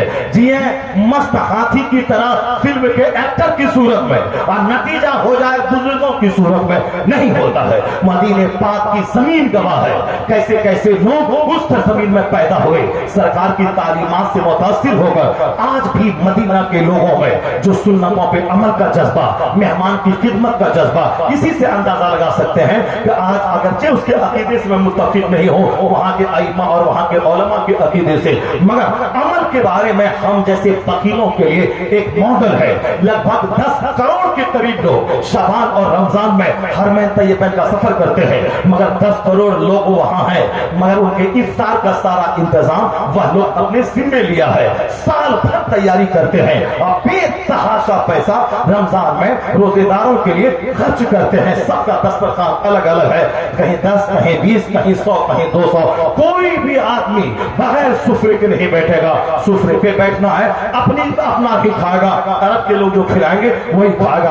आज तक वहां से इस अखलाकी खुशबू आ रही है। अकीदे से इत्तेफाक नहीं है जो वहां के मौलवी ने लिखा है, मगर उसके जो कैरेक्टर और किरदार है, वो किरदार आज भी हम जैसे फकीरों के लिए एक मॉडल का काम करते हैं। उसी मदीने में एक खातून है, उसकी शादी हुई है। शादी के भी कुछ महीने हुए कि आवाज आई इस तरह से, इस्लाम बचाओ, इस्लाम बचाओ। मुजाहिद नई नई शादी हुई है, कुछ महीने गुजरे हैं। मुझ जैसा आदमी होता तो कहता जिहाद में दूसरे लोग जाएंगे, जिसकी उम्र 40 साल है, 50 साल है, जिनकी शादी के 10 साल हो गए हैं। मेरी शादी के तो 10-20 दिन हुए हैं, मैं नहीं जाऊंगा, मैं नहीं जाऊंगा, नई शादी मेरी हुई है। नहीं, इस्लाम बचाओ आवाज कान में आई, मुजाहिदीन की भर्ती हुई। नया शादीशुदा जोड़ा है, बीवी को समझाया, तलकीन की और उनको सोने के सिक्के दिए कि जब तक मैं वापस नहीं आऊं इस सिक्के से अपना खर्च चलाना, अदब और अखलाक से रहना, अपनी जिंदगी को सुन्नत के दायरे में गुजारना, कभी बेपर्दा मत होना। जो मदीने की खवातीन की जो तरीका वतीरा है उस पर तो अमल करना, नसीहत की, वसीयत की। मुजाहिद सरहद पे निकल गया, 1 साल के बाद घर वापस जाएंगे, नई शादी हुई है। फिर आवाज आई इस्लाम बचाओ। वो कहे कि अब तो जाने वाला था, मगर इस्लाम को प्रियोरिटी देनी है। बीवी से तो अगले साल भी मिल लेंगे, मदीना को देख लेंगे मुस्तफा का 2 साल के बाद भी, मगर इस्लाम बचाना है। मदीना जाना कमाल नहीं है, वहां जाके लड़ना, वहां जाके फोटो खिंचवाना, वहां जाके साहब घूमना फिरना, ये कमाल नहीं है। कमाल है मदीने वाले मुस्तफा की सुन्नतों पर अमल करना, सुन्नतों को पैक पहुंचाना। बहुत सारे बुजुर्ग मदीना नहीं देखा, मगर उन्होंने ख्वाब में 50 बार मुस्तफा का दीदार किया। अगर बेअदब वो 50 साल मदीने में गुजार ले, अगर सुन्नतों पे अमल नहीं है वो बेफैजा है। और जो मदीने में जाके मदीने का अदब नहीं किया वो जाके मर जाए मदीना में, वहां का वहाबी तो वही मरता है, वही बकी में दफन होता है, वो उसका अंजाम जहन्नम है। हिंदुस्तान का आशिक रसूल अगर वो हिंदुस्तान में मर जाता है तो फरिश्ते उसकी लाश उठा के जन्नतुल बकी में दफन कर देते। ये दिल पे डिपेंड करता है, ना कि वहां मार्केट और होटल और मकान देखने पे डिपेंड करता है। जो कर इस मदीना चाहिए, मदीना चाहिए, नमाज छोड़ दीजिए, मदीना चलिए। नमाज पढ़ना फर्ज है, मदीना जाना फर्ज नहीं है। मदीने वाले की मोहब्बत दिल में फर्ज है। सलाहुद्दीन अय्यूबी पूरे किबले अव्वल को फतह करने वाला جب امیر محمد حج کرنے کی تمنا پیدا ہوئی، مال ہی نہیں تھا جو حج کرتا، دنیا کا سب سے بڑا فاتح قبل اول کو یہودیوں کے چنگل سے آزاد کروانے والا، پیسہ ہی نہیں تھا کہ مدینہ جائے۔ جلال الدین سیوطی خواب میں اللہ کا دیدار 75 بار کیا۔ حضرت ابو یوسف اسماعیل نبہانی انہوں نے ان کی بیوی نے خواب میں 100 بار مصطفیٰ کا دیدار کیا۔ شوہر کیسا لاجواب تھا، ان کی صحبت میں رہنے والی بیوی کیسی لاجواب تھی۔ آج تو ہندوستان کی 10 کروڑ عورتوں میں سے کوئی ہوگی جو خواب میں مصطفیٰ کا دیدار کیا ہو، پر 10 کروڑ خاتون میں کوئی ایک بھی نہیں ملے گی۔ اگر ملے گی بھی تو اللہ کو معلوم ہے، جو کثرت سے 10 ہزار بار درود پاک پڑھے، ایک وقت کی نماز نہ چھوڑے، اس کو جھوٹ بیان کرنا، جھوٹ کہانی بولنا، یہ سب غلط ہے۔ قرآن سامنے موجود ہے تو جھوٹ کی کیا گنجائش ہے؟ حدیث سامنے موجود ہے تو جھوٹ کو پھیلاتا ہے۔ جو فرض ہے فرض ہے، جو واجب ہے واجب ہے، جو نفل ہے نفل ہے، میلاد فاتحہ قیام نفل ہے، نماز روزہ حج و زکات فرض ہے، اور کوئی نفل قبول نہیں ہوتا ہے جب تک کہ فرض نہ ادا کرے۔ یہی مسلک اعلیٰ حضرت ہے، یہی سرکار محبہ کی تعلیم ہے، یہی مجاہد ملت کی تعلیم ہے۔ نماز چھوڑ کے بریلی جائے گا، مر جائے کچھ نہیں ملے گا۔ مصطفیٰ کی سنت اور اللہ کے فرض پہ عمل کرتے ہوئے اگر مدینہ نہیں گیا، اور پیسہ نہیں تھا، اجمیر نہیں گیا، پیسہ نہیں تھا، بریلی نہیں گیا، وہ رہے بہار کے پوکھریرا میں، اعلیٰ حضرت چل کے ان کے خواب میں تشریف لاتے ہیں۔ اس لیے بریلی جانا کمال نہیں ہے، محبت کمال کرنا یہ کمال کی بات ہے۔ لوگوں نے بریلی چلیے، اجمیر چلیے، بغداد چلیے، کیا چلیے، وہاں جا کے فوٹو کھینچیے، اور وہاں جا کے اس سرکار کے روزے پہ جا کے جو کام وہابی بھی نہیں کرتا ہے وہ کام کیجیے۔ میں نے اسی سفر میں دیکھا ایک بیکار قسم کا آدمی کو دور سے چل کے روزے رسول پہ آ گیا ہے، وہاں تو بالکل ہاتھ نماز کی طرف باندھ کر ساری توجہ سرکار کی طرف لگا کے، تو وہاں سانس کی آواز بھی تیز نہ ہو، وہاں سلام پیش کرنا چاہیے۔ ادب داہیز کے زیر آسمان از عرش نازک تر، نفس گم کردہ می آیت جنے دو بایزید جا۔ ادب کی جگہ ہے جہاں جبرائیل امین بغیر اجازت کے نہیں آتے، جہاں سانس بھی تیز جنید بتا بھی نہیں چلاتے کہ سانس چلنے کی آواز مصطفیٰ کے کان میں نہ جائے۔ حضور اپنی جسمانی حیات کے ساتھ اپنی قبر انور میں موجود ہیں، ہر آنے والے کا چہرہ دیکھتے ہیں، ان کے سلام کا جواب دیتے ہیں۔ سرکار دو جہاں سے کتنی محبت پختہ ہوگی اتنا فیض سرکار کے مزار پاک سے ملے گا۔ داڑھی ہے، سر پہ ٹوپی ہے، مولوی جیسی شکل ہے، وہ بہت دور سے میں دیکھ رہا ہوں، وہ ایسے ایسے فوٹو لے رہا ہے۔ میں نے کہا چلو دور ہے تو فوٹو لے رہا ہے، اگرچہ یہ حرام ہے لیکن حضور کے پاس جائے گا تو کم سے کم کمال ادب کے ساتھ سلام تو پیش کرے گا، پھر وہاں سے نکلے گا تو چلو حرام کام کرے گا، وہ کہیں وہاں تو کم سے کم سرکار کی طرف متوجہ ہو کے سلام کرے گا۔ مگر میں دیکھتا رہا وہ شخص وہاں بھی فوٹو لیتا رہا اور فوٹو لے کے نکل گیا۔ اب وہ بولے گا مدینہ چلیے مدینہ چلیے مدینہ چلیے مدینہ چلیے، تو تماچا ہمارے چہرے پہ مدینہ جو ادب بے ادب کا مدینہ نہ جانا بہتر ہے۔ ایک پیر نے کہا تھا مرید سے، بولا حضرت پیسہ ہے مدینہ جاؤں گا، کہا تم مت جاؤ، مدینہ کا ادب نہیں کر پاؤ گے۔ پھر دماغ میں گرمی پیدا ہوئی کہ مدینہ دیکھیں گے، سب دیکھ رہا ہے، پھر بولا حضور اجازت دیجیے مدینہ میں جاؤں گا۔ پیر صاحب بولا مت جاؤ مدینہ، پہلے مدینے کا ادب سیکھو، مدینے کا کتا بھی قابل احترام ہے، وہاں کی بلی بھی قابل احترام ہے۔ تو پھر پیسے کی گرمی ہوئی، نہیں ہم مدینہ جائیں گے۔ پیر صاحب کے پوچھے بغیر مدینہ چلا گیا۔ خود مدینے میں ایک گلی سے گزر رہا تھا، ایک کتا نکلا، بدن کو جھاڑا، کیچڑ اس کے بدن کو لگ گئی، وہ سوٹا اٹھایا، کتے کو مارا۔ مدینہ گھوم گھام کر کے جب واپس پیر کے پاس آیا، پیر صاحب بولا کہ تم کو میں نے کہا تھا کہ تم مدینہ مت جاؤ۔ کہا حضور کیا ہوا؟ کہا میں نے کہا تھا کہ پہلے مدینے کی حاضری کے آداب سیکھو، وہاں کا کتا بھی قابل احترام ہے۔ تم سے کوئی کتا ملا تھا؟ کہا حضور کتا نکلا تھا کیچڑ سے، مجھ کو غصہ آیا، میں نے اس کو مار دیا۔ آپ کے مرشد نے اپنا بدن سے اپنے بدن سے چادر ہٹا کے دکھایا، کہا دیکھ مدینے کا کتے کے تو تم نے مارا، وہ چوٹ یہاں بدن پہ لگی ہے، ایک لکیر تھی جو اس کے بدن پہ ابری ہوئی تھی۔ پیسہ کا جنون ہے، چلا گیا فوٹو لے رہا ہے۔ اور تاج الشریعہ کا ماننے والا فوٹو کھینچنا حرام ہے، یا ویڈیو جس میں دین کی باتیں ہو رہی ہیں، اس میں کلام ہے، چونکہ بہت بڑے بڑے مفتیان کرام کا اس کے تعلق سے فتویٰ ہے، جب اختلافی مسائل ہو تو کچھ اس میں تکلیف تو ہو ہی جاتی ہے، مگر جب میں اس کا قائل نہیں ہوں، قائل میں تاج الشریعہ کے فتوے پر میرا بھرپور اعتماد ہے۔ مگر یہ تو دینی پروگرام کے تعلق سے ہے کہ لوگ قرآن حدیث کا بات سنیں گے، سن رہے ہیں، لیکن بیوی کا فوٹو، بچے کا فوٹو، پڑوسی کا فوٹو، بازار کا فوٹو، دوست کا فوٹو، سالی کا فوٹو، پھوپھی کا فوٹو، یہ کیا چیز ہے؟